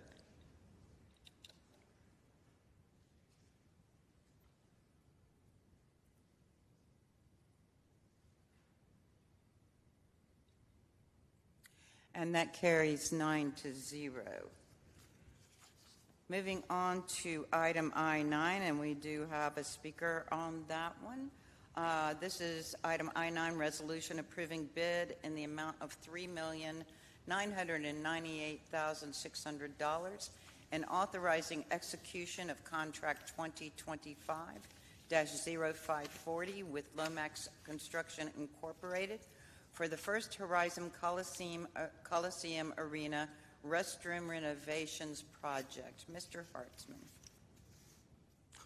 George Hartzman, Public Integrity Watch. $4 million, Lomax Construction, who committed 0 MBE and 6.95 WBE. And it says the apparent lowest responsive bidder was essentially $4 million. But on the next page, it says Invisicon with an MBE of 18.4% and a WBE of 6% out of Colfax bid $3,787,000. They were the lowest bidder, and they had the highest MBE, and you went with John Lomax. I talked with somebody at Visicon today. He said the minority contractor was outside the range of the counties that it needed to be, so it didn't count. So we're paying another $200,000 and 0 MBE to Lomax Construction, who also got the Bog Gardens contract, as I can recall. He was also a DGI board member for years and years. And I guess he attended the DGI's taxpayer-funded holiday party with Eric Chilton, Larry Davis, Arthur Samet, Craig Carlock, who works for Carroll, and Nasha McCrae. This is our money, Mr. Davis. You have normalized. Oh, I'm not allowed to talk to him. You, City Council, have normalized and allowed city employees to attend functions that are gifts from government contractors of the city of Greensboro. You got to stop doing it. You got to stop doing it. You're stealing from taxpayers. That's what it means. And it's normalized. It's the same thing at Greensboro Sports Foundation. Andrea Harrell, Phil Fleischman, Frankie Jones, Brent Christensen, Scott Johnson. It's our money. You're spending our money on yourselves over and above your income. It's unearned income. It's taxpayer money. Stop taking it from us.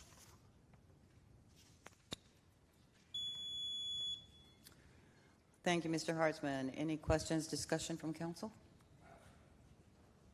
Hearing none, I would accept a motion. Moved by Mr. Holston. Seconded by Mr. Marshall. Council, please vote.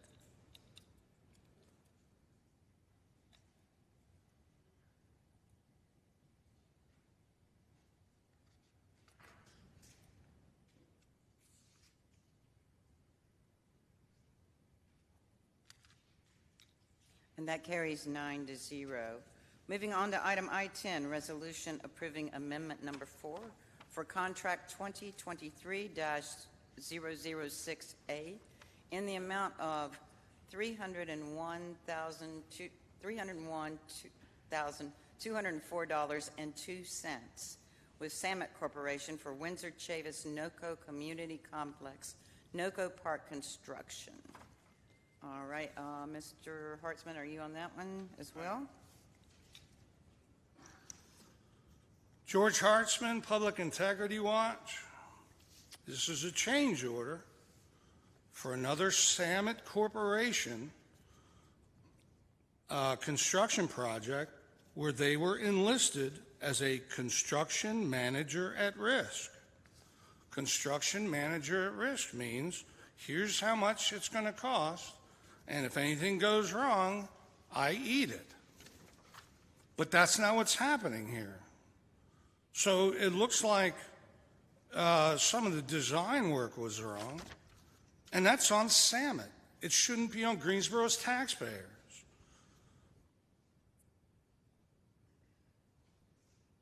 And the mayor of Greensboro serves on a board with Arthur Samet.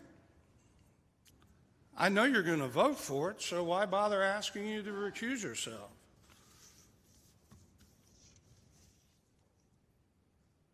Construction manager at risk. Why are we paying for this?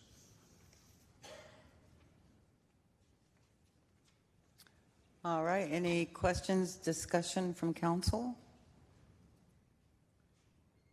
Hearing none, I would accept a motion. Moved by Mr. Marshall. Do I hear a second? Second. Seconded by Mayor Pro Tem. Council, please vote.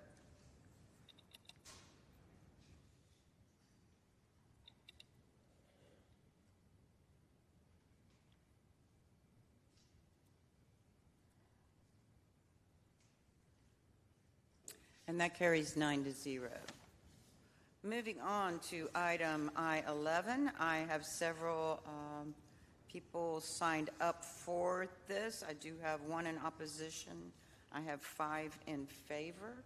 And it is the ordinance, item I-11, ordinance amending certain provisions of the housing code.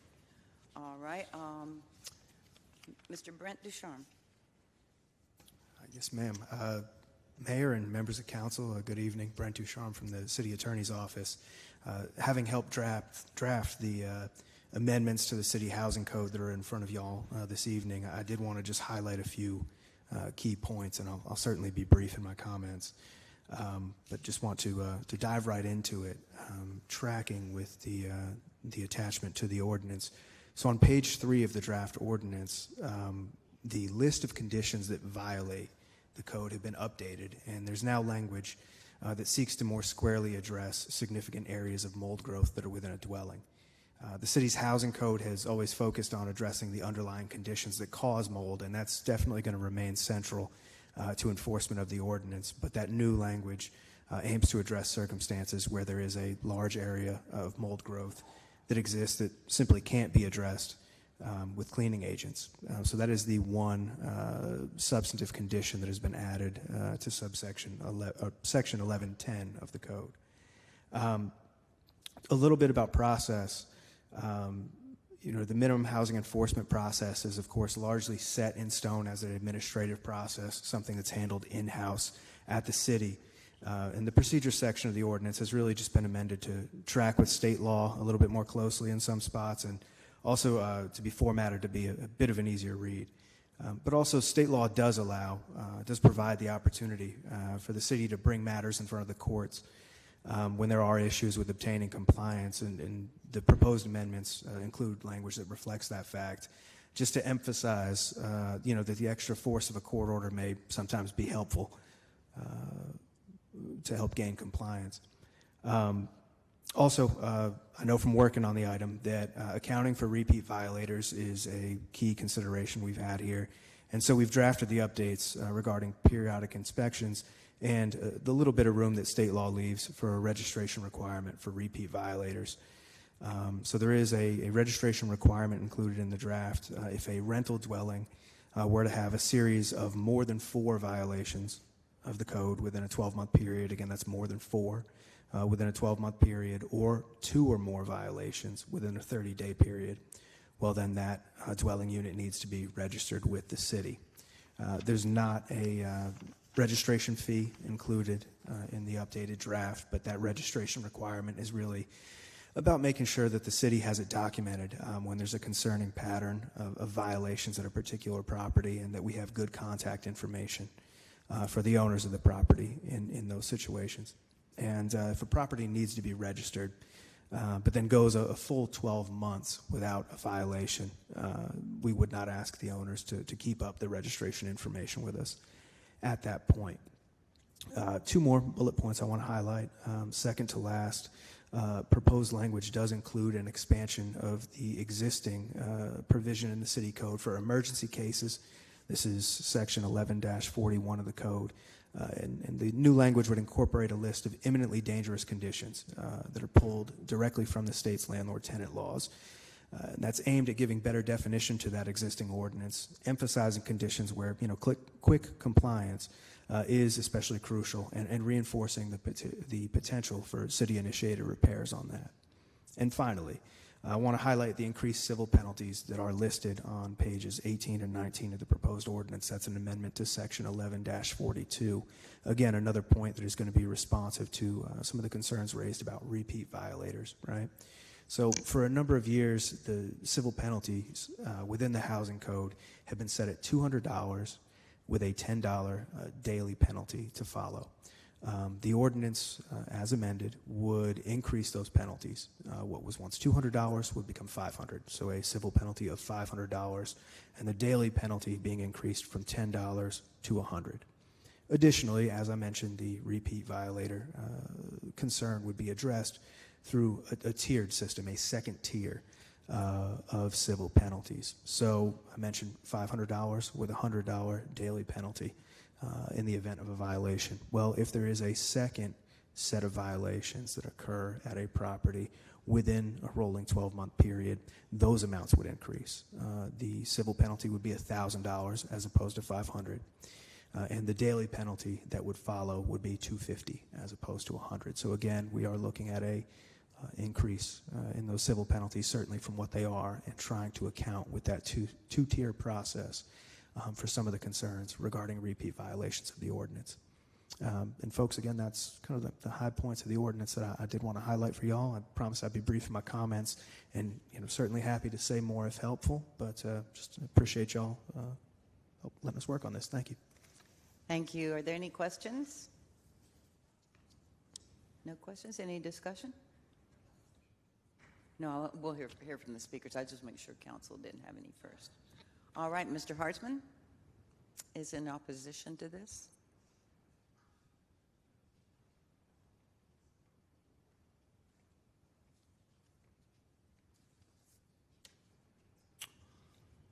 George Hartzman, Public Integrity Watch. Councilpersons Black and Crawford should be commended for what they've done on this. I'm thankful you went outside the Overton window. You did what Trevick didn't want to have happen. I don't see any Trevick members here tonight. I saw the email that they wrote against the commercial ordinance, and you're on the right side of history here. Denise Turner Roth was the city manager, as I recall, when the city got rid of RUCO. And in her communications at the time, it was like 15 years ago, something like that, she essentially said they're going to rip apart the rental unit inspection regime that got our housing stock back into really good shape. And now it's not, again. And it's because outfits like Trevick, whose events you seem to very much enjoy attending, has lobbied against low-income renters in the city of Greensboro.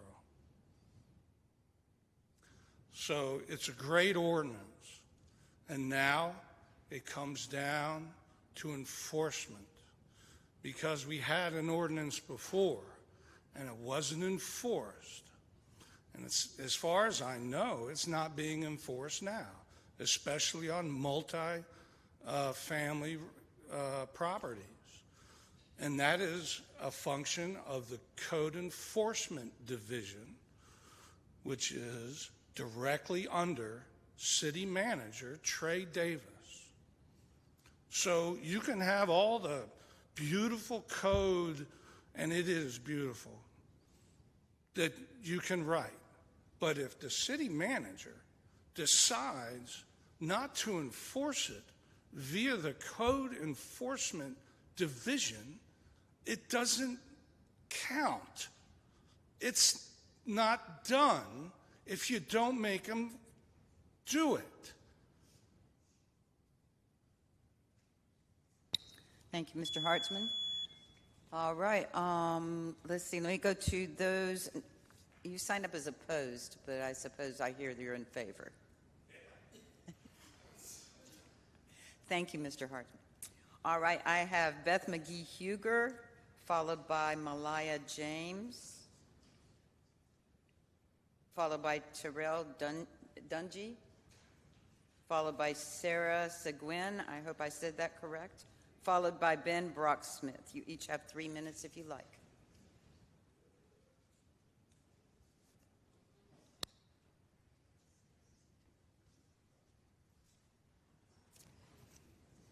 Good evening, Mayor and City Council, friends. I'm Beth McKee Huger. I live at 6017 Bush Road in Brown Summit, just outside the city limits. I'm glad to be speaking tonight, the same night you did the resolution about Willena Cannon, because she was the Healthy Homes champion. and she would be really glad about what you all are doing tonight. She worked for good code enforcement, both the ordinances and the actual enforcement of those. You have the opportunity tonight to preserve housing and to protect the people who live in or near properties that are not kept in good condition. You can show that the city is holding accountable, and this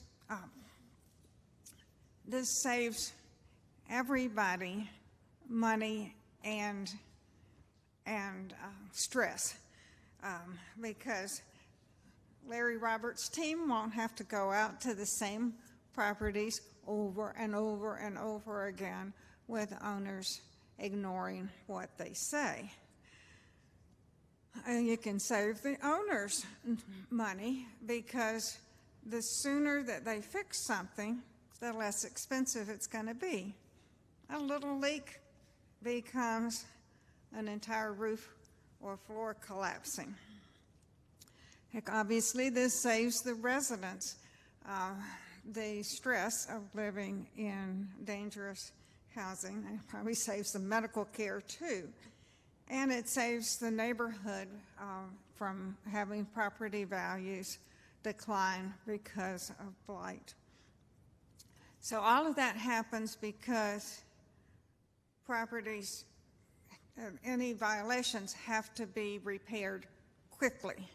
And so the ordinance is written to make it much smarter for owners to get their properties fixed quickly. You can do that with your vote tonight, but you're going to be doing it for years to come by actually enforcing what you are doing tonight. And so I look forward to seeing all of that wonderful work being done. Thank you. Thank you. Go ahead. Give us your name, please. I want to make sure I said it correctly. My name is Malia Imes. Malia. Okay. Good evening, council members. My name is Malia Imes, and I lead the Eviction Court Watch program in the Greensboro Courthouse. I've heard countless stories about uninhabitability that have left me worried as a Greensboro resident. One tenant showed photos of the breakouts the mold was causing on her younger child. Photos so terrifying that it left the magistrate speechless. I've heard stories of bug infestations so bad that there would be times a tenant would open her wallet when she was at the store and a roach would fall out. Or she would be walking in her day-to-day life and not know that there was one crawling on her from home. As a young renter, these stories scare me. I've heard tenants at the complex I live at tell their horror stories, and I sigh with a little relief that it's like I won the lottery when I moved into a decent unit. Not only do the stories themselves scare me, but the lack of accountability. Landlords doing the bare minimum to fix these issues. We as court watchers are thankful that the city is making efforts to strengthen code compliance. These revisions are a step in the right direction. So thank you, council members, for doing the right thing tonight, as I'm sure you will. And don't make this the last step. An open line of communication needs to be kept with tenants. Earlier in the year, we asked you guys to commit to a tenant forum to hear from tenants directly. Think about it this way. I've lived in the same complex for 3 years as I finished my college degree. I've had a decent experience, but not all my neighbors can say the same. This can be said at any complex and residential dwelling. We can't possibly know what tenants need until we hear from them directly. Please continue to do the right thing. Thank you. Thank you. Terrell? Mr. Dungy? Thank you. And you got it right. Awesome. I appreciate that. Terrell Dungy, community organizer, doing a lot of tenant outreach. Really excited to hear the positive things, the hard work. I heard a lot about the hard work y'all put into making sure this bill is fair, but it's also going to serve the people that it's intended to serve. And that's great. And I don't want to say George is right, but like George is right in the sense of it is important that we do walk with the implementation of this and making sure that it is enforced. He's got a little truth in there. And I think that is the most important truth, is this is a great, strong bill, but we have to make sure tenants can trust that the city is going to work on their behalf to make sure it's enforced. I think right now, we've come to y'all with a lot of tenants over the last 2 years. A lot of them are not here because they feel like it's a nice show, and they feel like the city has left them behind. And they really rightfully have. A lot of those people have to move out. A lot of those people have just still had to endure those cases and those conditions. And I think that when the rollout of this, I understand, is going to be about 90 days. I think that's the most important time to champion this policy change to the community. That's why we're really trying to invite council members in the city into a forum, not inviting the tenants into this space, but inviting y'all into a space that they make to talk about those issues. Also lifting up these issues of just like predatory fees that people just don't understand. And I think this is the perfect time where we're kind of resetting how our housing policy works to be at that table with them, to hear these stories and start bringing these things back into this chamber and figure out how we can continue to work for them. I think what makes this bill so strong is that y'all have taken the stories that we have brought in here, that tenants have brought in here, to make it actually impactful. You didn't care about the law. You took your ambition and then let the law walk you back. I think that's how we should be serving our communities. So again, we really encourage y'all just to let us know if you're willing to have that sit down and forum with tenants. It'll be about June, so everybody's got some time. But we greatly appreciate having y'all in on that so that they can see this city and this council still cares about what they're going through. So thank you. Thank you. Sarah Seguin, is that correct? Seguin, thank you. Like sequins on a dress. Got it. Thank you. Hello, everyone at council. Good evening. My name is Sarah. I've lived here since I was 2. First in Brown Summit, so at large, and then moved into District 3 for high school, and then over to District 5 for college. And then now I'm back at 3, and I live just on the border of Districts 3 and Districts 2. During the evenings, I spend a lot of time tenant organizing doing this. And a lot of people don't answer me, and a lot of people do. Some tenants I've talked to so far have had similar stories about issues in their homes. Things are ranging from mold, pests like cockroaches or mice, glass or trash where kids are playing outside in front of their homes, sewage in and near people's homes, and a great deal of many things. But the constant and even though these things are changing, and it's a different issue with each tenant, the thing that remains constant is people's desire to have a good, safe home to come back to after work. And the stress that the tenants and families are under when rent is paid, but landlords don't fix the problems. And it's that tension that people are holding on to in their daily lives. Since knocking on folks' doors, I sat in meetings with stakeholders, and in these meetings we've collaborated as organizers and stakeholders and city council members and city staff and lawyers to create a policy update to the residential housing code that truly centers tenant stories and lived experience. In these meetings, we've debated things like language, timing, possible impacts that this is going to have on tenants, single-family homeowners, mom and pop landlords, even HOAs. But the thing that we've not debated is the necessity to update this code. That has remained constant amongst everyone that we've talked to. We need this update to code to hold slumlords accountable in the city. We have them, and it's a problem. We need them to reach a bare minimum of standards. Just the bare minimum is not what they're meeting. But this can't be the end of the discussion of fair and safe housing. We've got to educate folks on what this amendment means for people living in uninhabitable conditions. Just the other night, I gave a phone call to a tenant who asked me if he was going to be responsible for paying the $100 a day if the city inspection found an issue in his apartment. And we know that that's not what's going to happen, but then all of a sudden there's this fear that people have that continues when we stop at just a vote and we don't do the extra mile of educating people on what happens after the vote. So we've got to keep people housed, and we've got to have space for this tenant forum, hopefully in June. So Thank you. Thank you all. Thank you. Mr. Brocksmith?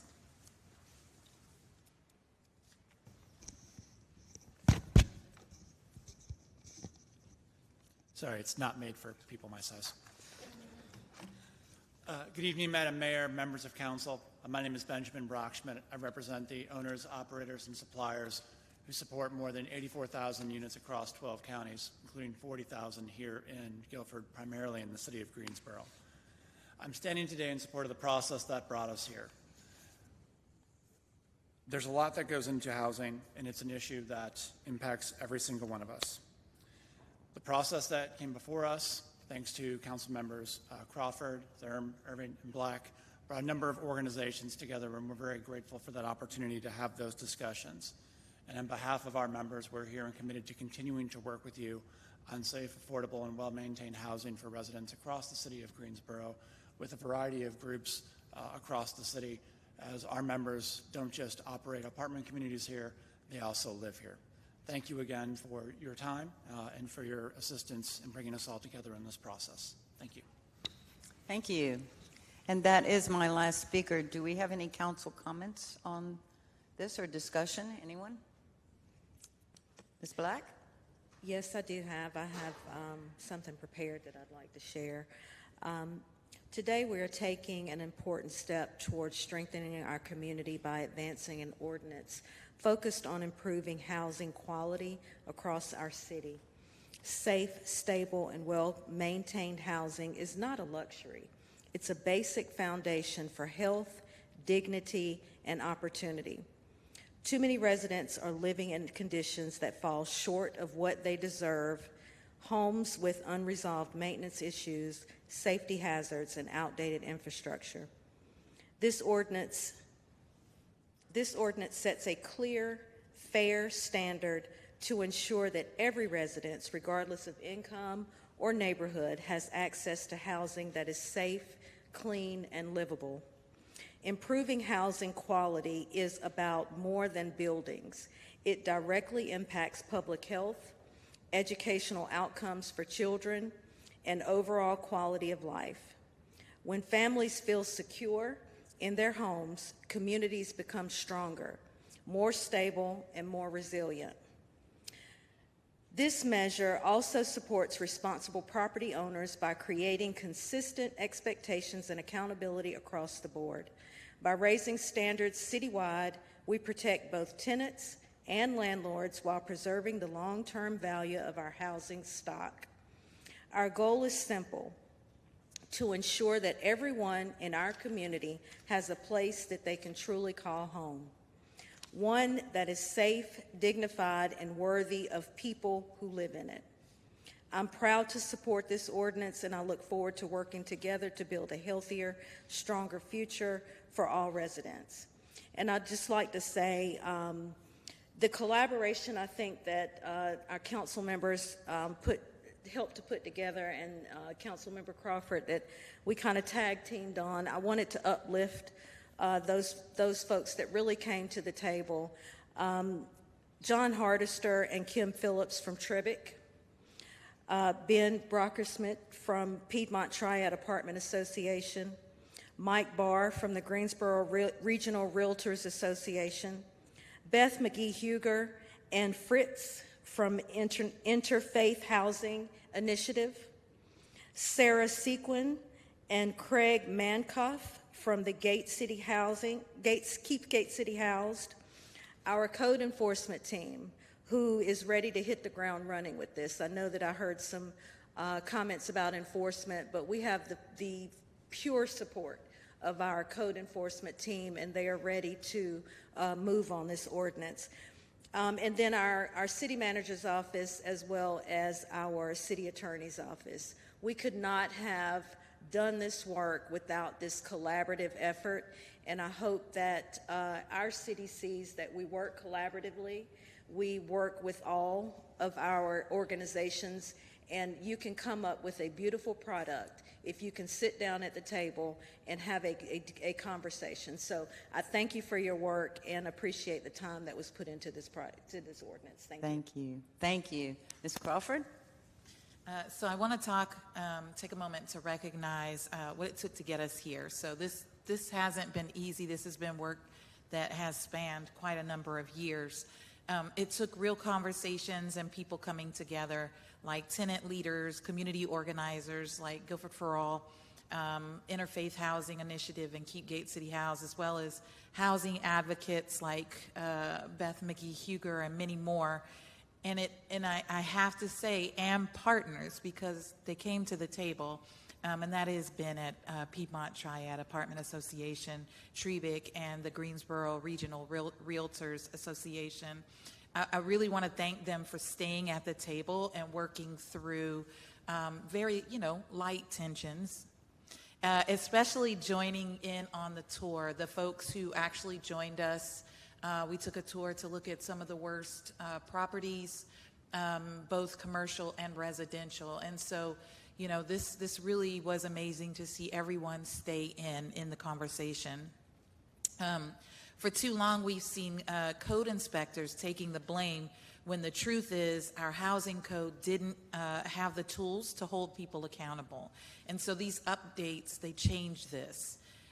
We've worked with these committed city employees in both the realm of organizing and also in working with them when we get complaints here at the city.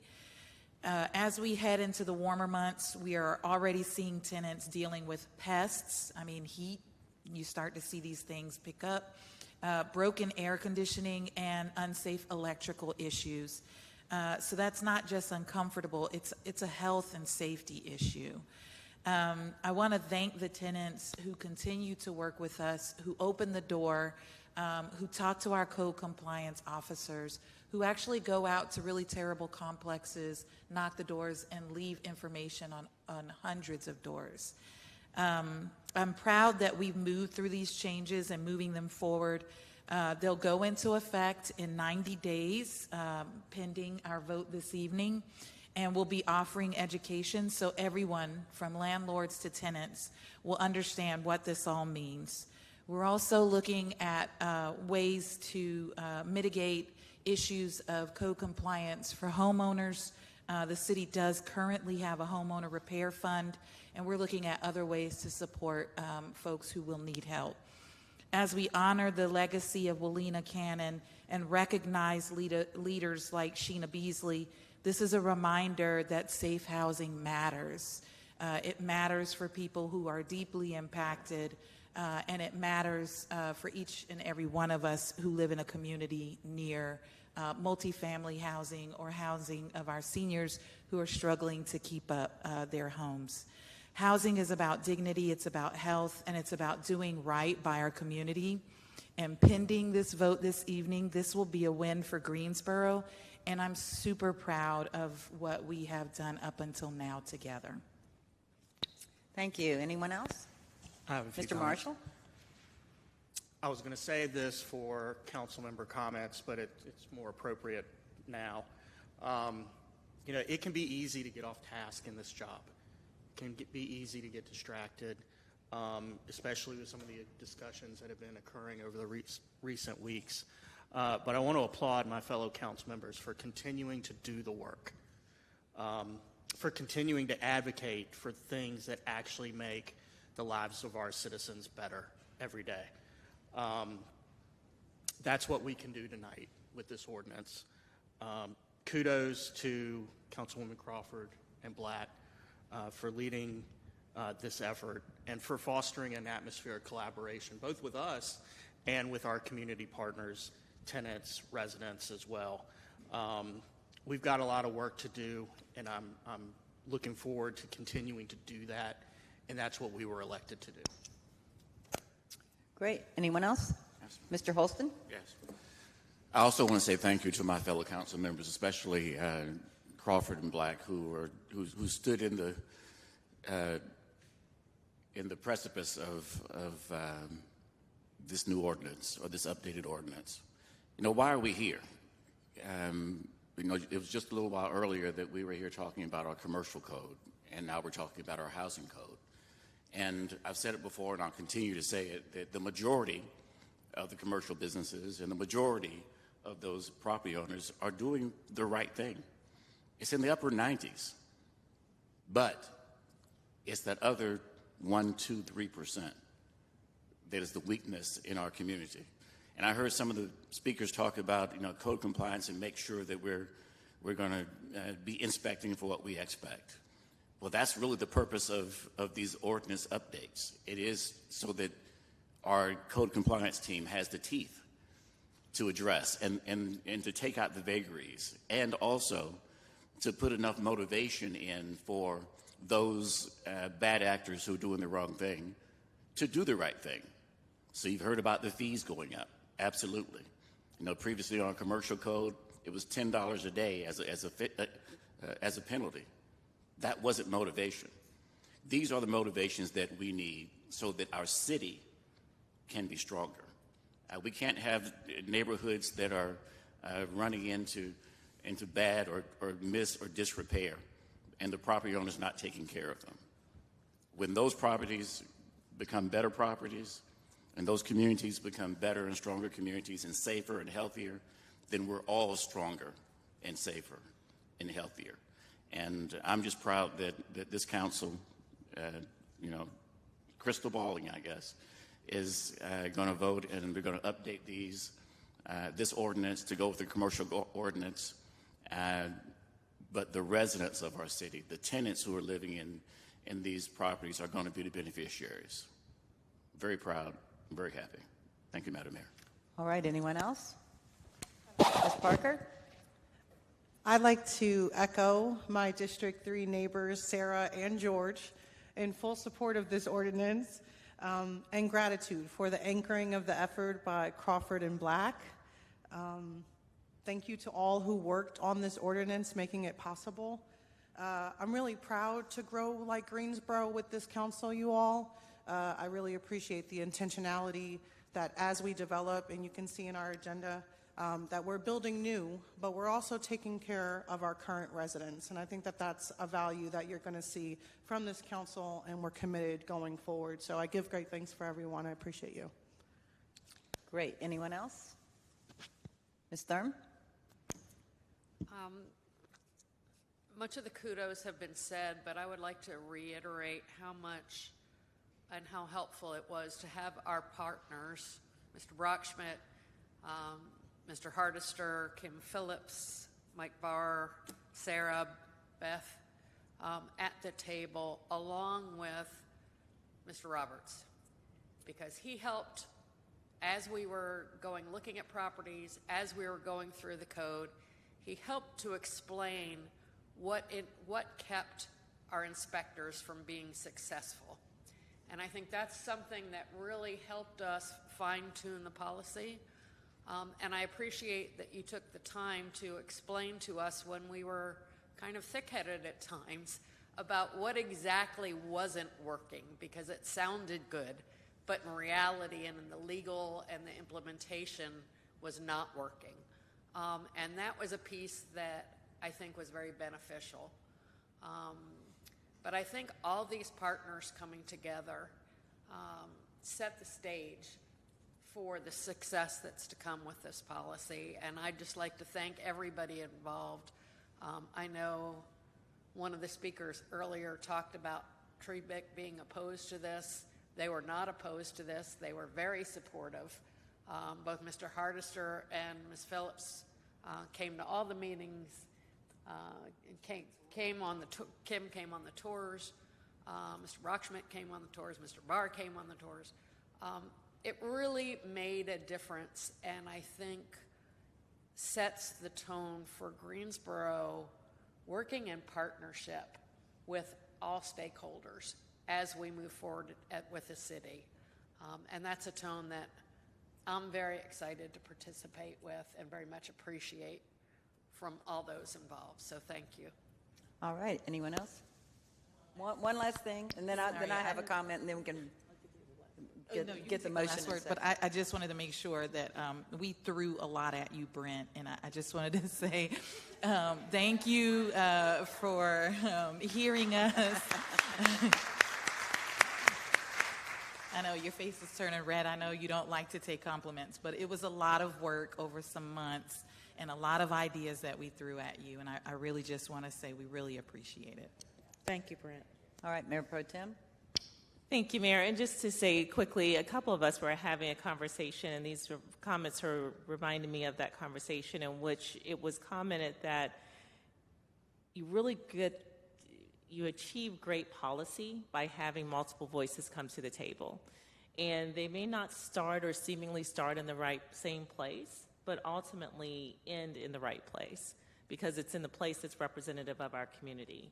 And that is a collective of the interests and needs, and having an opportunity for everyone to have that input, to be at the table, to work through the challenging pieces really is what's going to make us stronger. So thank you all for being a part of that, and thank you, Council Members Black and Crawford, for your leadership in that regard. And thanks again, Brent. So I think everyone has pretty much covered everyone who was involved. You know, it really becomes a team effort once everyone has started building those relationships with the other people at the table. And I'm huge on that because, you know, once you build those relationships, you don't feel quite the angst that you normally would in bringing something up at that table, because everyone has an idea, everyone, some people don't want to listen, but they're there at the table, so they listen. You know, and I'm not saying that happened in this case. It's just something that I've seen over the years. So just having everyone at the table, everyone listening, and building those relationships, because I know that people feel more comfortable now calling us, talking to code, talking to the lawyers, things like that, that really, really can help move us forward. So I truly appreciate everyone. It's been a full team effort, and specifically, of course, Councilmember Black and Crawford, thank you so much. And I think we have a really good product here. And, you know, I know we can move forward with it. So thank you all. So I would accept a motion, Ms. Black. So moved. And I would accept a second, Ms. Crawford. All right, council, please vote.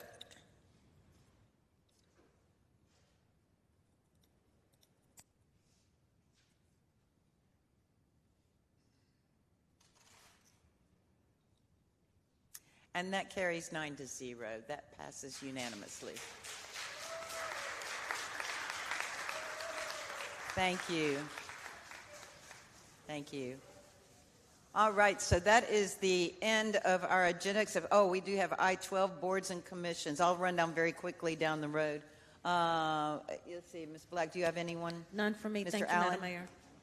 Mr. Allen has one. I'd like to appoint Dr. Danny Parker Moore to ACAD District 3, and has the application in with us. Super. Do I hear a second? Second. All right. All in favor, please say aye. Aye. That passes unanimously. Mr. Holston? Yes, I have two tonight, Madam Mayor.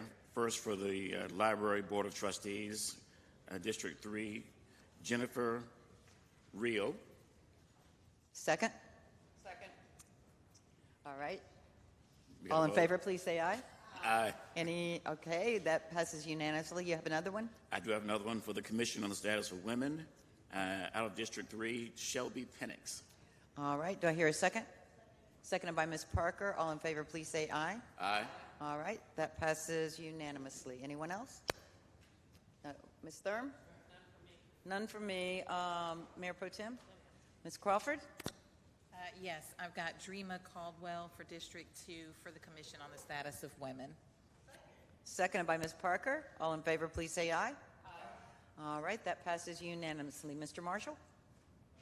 None this evening. Ms. Parker? Yes.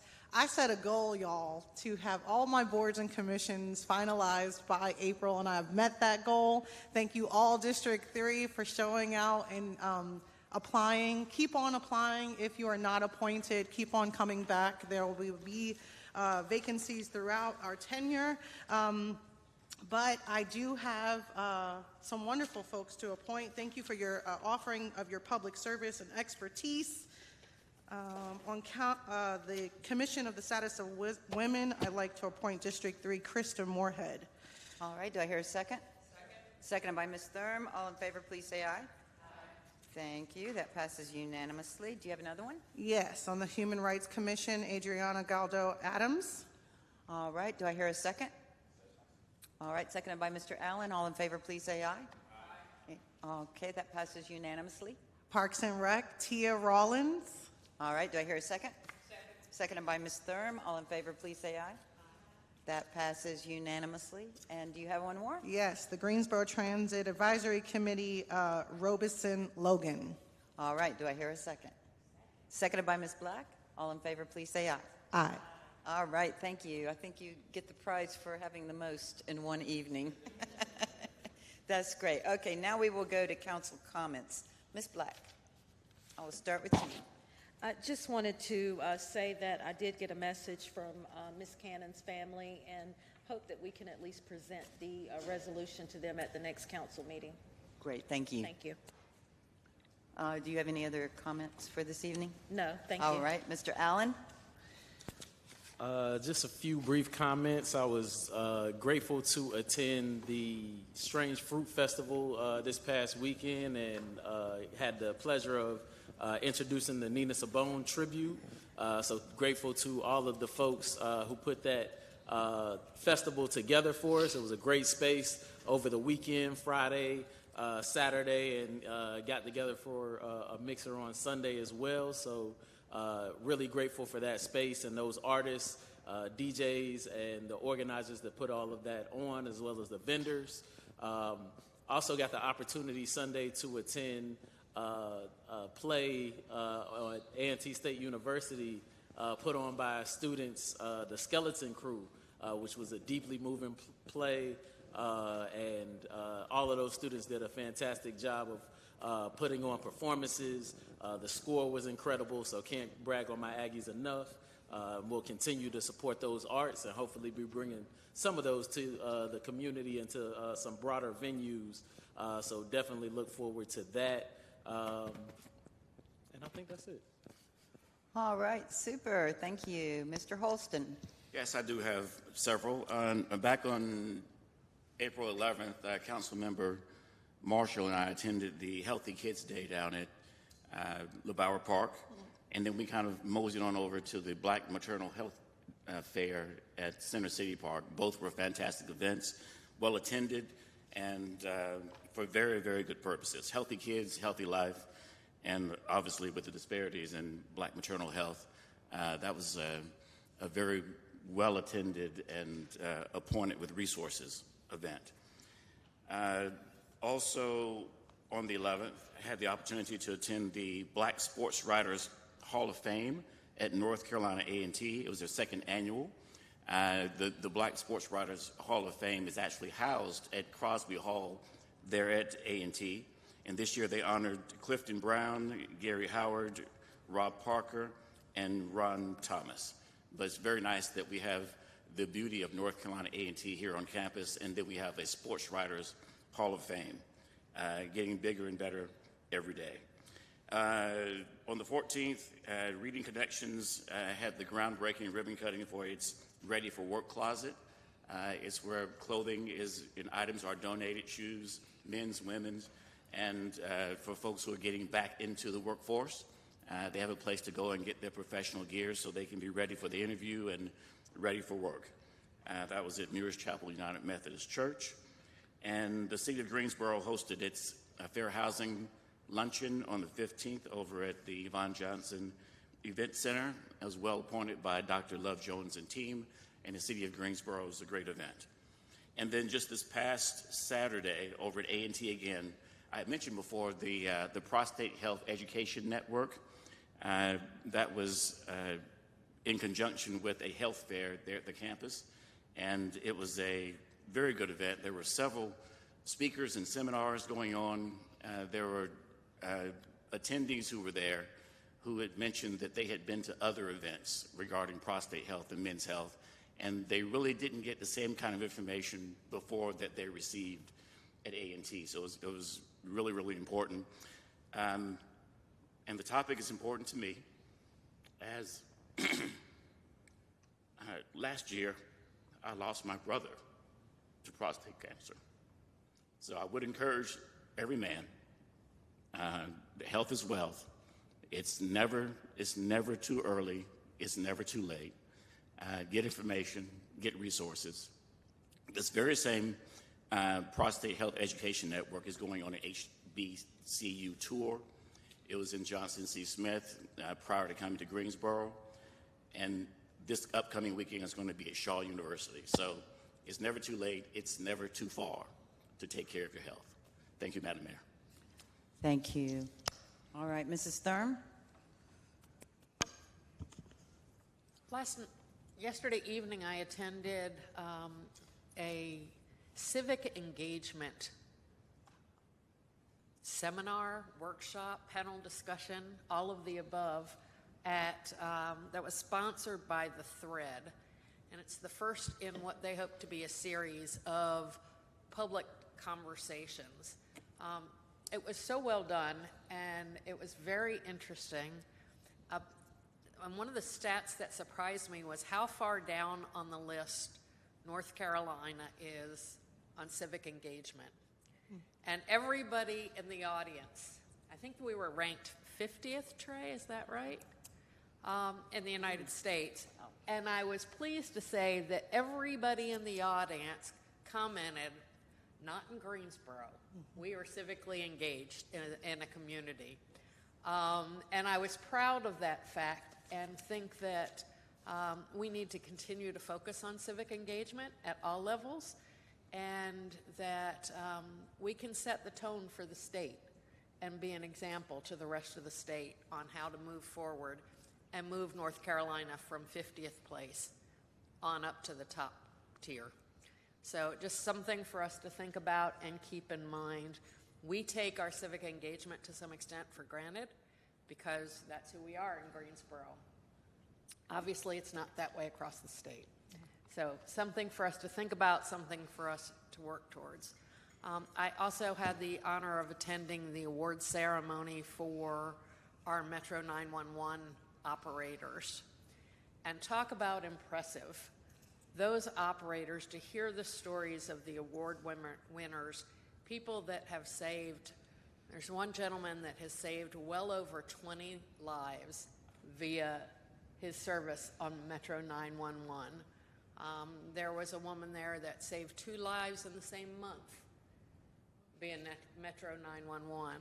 So I think another thing that we take for granted, that those people are there when we need them, but I want to lift them up because they are such important people in our community and are really behind the scenes, but do an amazing job. So thank you to all those folks over at Metro 911. Thank and you. Oops. Hugh has something. Hugh? Actually, she's going to talk about Melanie. Yeah, I'm going to talk about Melanie. I saw her. She's going to That's talk in about my Melanie. notes. Thank you, though. Go ahead. Okay, no. I'll come back to it. Let's see, Mayor Pro Tem? Thank you, Mayor. I had the opportunity over some parts of last week to attend Accelerator for America, and this is an organization that calls itself a do tank. And it was a group of mayors ultimately that came together, but cities really that came together to identify solutions to chronic problems that cities are facing across the country, and to share ideas and solutions, and really to band together. Part of it includes, how do you create new revenue sources, but some of it is very much just policy items like the ones that we face. And it was a great event, and there were a number of cities represented there, everything from Miami to Allentown, Pennsylvania. But one of the things that it reminded me of was, one, the fact that many of us cities face similar challenges, and it reminded me specifically of our discussions related to homelessness in this community. There was an article in the News and Record earlier this month that talked about the pilot home projects that used to exist here and the new pilot effort that we have taken on, the Small Family Initiative and the Housing First Plus. And I want to go back to that because I don't want the fact to be missed that this effort is representative of a larger effort that's happening with this council. And it's an effort that says that we will really dig into consistent challenges that we are seeing as a community and as a team of leaders, and really finding sustainable solutions to challenges that have plagued us. And we want to figure out ways that we can not only understand the problem as it is today, but really, what do we do to stem it? You know, how do we truly eradicate homelessness? The pilot efforts that you heard us talk about in terms of this Small Family Initiative and the Housing First Plus, those are just concepts that we're trying for now, but there's many more to come. And just as you've seen with the ordinance discussions, it will be a collaborative effort. It will look to bring stakeholders to the table. It will look to ask the hard questions of what's been working and what's not working, but really digging into the place of what's going to get us really to where we want to be ultimately. Something that city leaders that I was with really represented that I took away from me was being bold, being tenacious, and being willing to take risks. And that, I think, is representative of the body that you have here. There is not a mistake of the work that you're seeing. There is a lot of work that is happening behind the scenes as well, and there is much more to come. I want to thank the staff for staying along with us in this process. There's a lot of energy, and you all are doing a great job at keeping up with it. And we're going to keep asking those questions and working together on solution finding, being creative, and challenging ourselves. So I really, again, appreciate the work that's been done. I look forward to all that's to come. Great, thank you. Ms. Crawford? I'm still super like riding the high of we got this done and got this voted in, and it, you know, it's just one of those things that we promised we would do in the first 100 days. So it's a little past the first 100 days, but here we are. And I wanted to uplift the fact that we had the Recycle Rodeo on Saturday. Crystal and I ran on over there. It was really a great event. It was steadily busy, and our staff is amazing. I saw that someone said it took them longer to load their car up than to check in and have the stuff taken out of their car, right? Our city staff they were like a machine out there, and it was hot. So I really want to thank the Office of Sustainability and all of the folks that were out there on Saturday. And then just like a public announcement, the Greensboro Farmers Market right there on Yanceyville usually has its second day on Wednesday. It has moved to Tuesdays from 4 until 7. And right now, some fresh strawberries are in there, so I'm just saying. And then the third thing is on Sunday, we went to the Triad Black Faith Leaders and Black Farmers event. And it is really amazing what's happening right now in Crystal's district with the faith community involvement on making sure to support Black farmers and look at ways that we can tackle food insecurity in highly impacted areas. And I really look forward to how the city can support them more and how it can grow and get into my district, which is District 2. So I'm being very selfish in trying to expand it. And then the fourth thing I wanted to uplift was Earth Day is Saturday. And it will be at Keeley Park from noon until 4. And I hope that folks will engage and come out there. The weather's supposed to be nice. We're going to hope that it holds out. And then last but not least, y'all know I like to eat. I'm not this big by mistake. But the Korean Festival is this weekend as well. And so there'll be lots to do, lots of music, and lots of food. So that's it for me. I'll be brief because Mr. Holston already stole my thunder. But both of those were really great events, well attended for both of them, and both got a lot of people moving in and about downtown, and it was hopping that day. So I appreciate Mr. Holston for going to those with me. And again, I commented on it already, but I just want to commend everybody for continuing to do the work, continuing to stay focused, and marching forward with items that really do make the lives of our citizens better. I'm really proud of the ordinance we passed tonight. Thank you. Ms. Parker? It's so fun. We are all talking about how we work, live, and play, but I also wanted to tell folks about this new investment. I had a wonderful experience touring with Parks and Rec and David Kraft at the Green Hill Cemetery. So we're not just work, living, and playing. And then Councilmember Black has also visited our city cemeteries. And so I think that that's always interesting, that we are not only investing work, live, and playing, but also how we are burying our folks and how we rest. But also there's a lot of beautiful things. So if you wanted to go out into our city parks and also our city cemeteries, they are really lovely places to go and visit and to be a part of. So I had that wonderful experience with the mayor. And so I also wanted to announce that May is recognized as National Small Business Month in the United States, celebrating the contributions of small entrepreneurs who make up a significant portion of the economy. In concert with this recognition, we are excited to launch the City of Greensboro's Small Business Enterprise Program on May 1st. The Small Business Enterprise SBE program is a race and gender neutral initiative created to expand opportunities for certified local small businesses to compete for city contracts while strengthening their long-term capacity and competitiveness. The City of Greensboro's Office of Business Opportunity will host building relationships. Many of council will be present.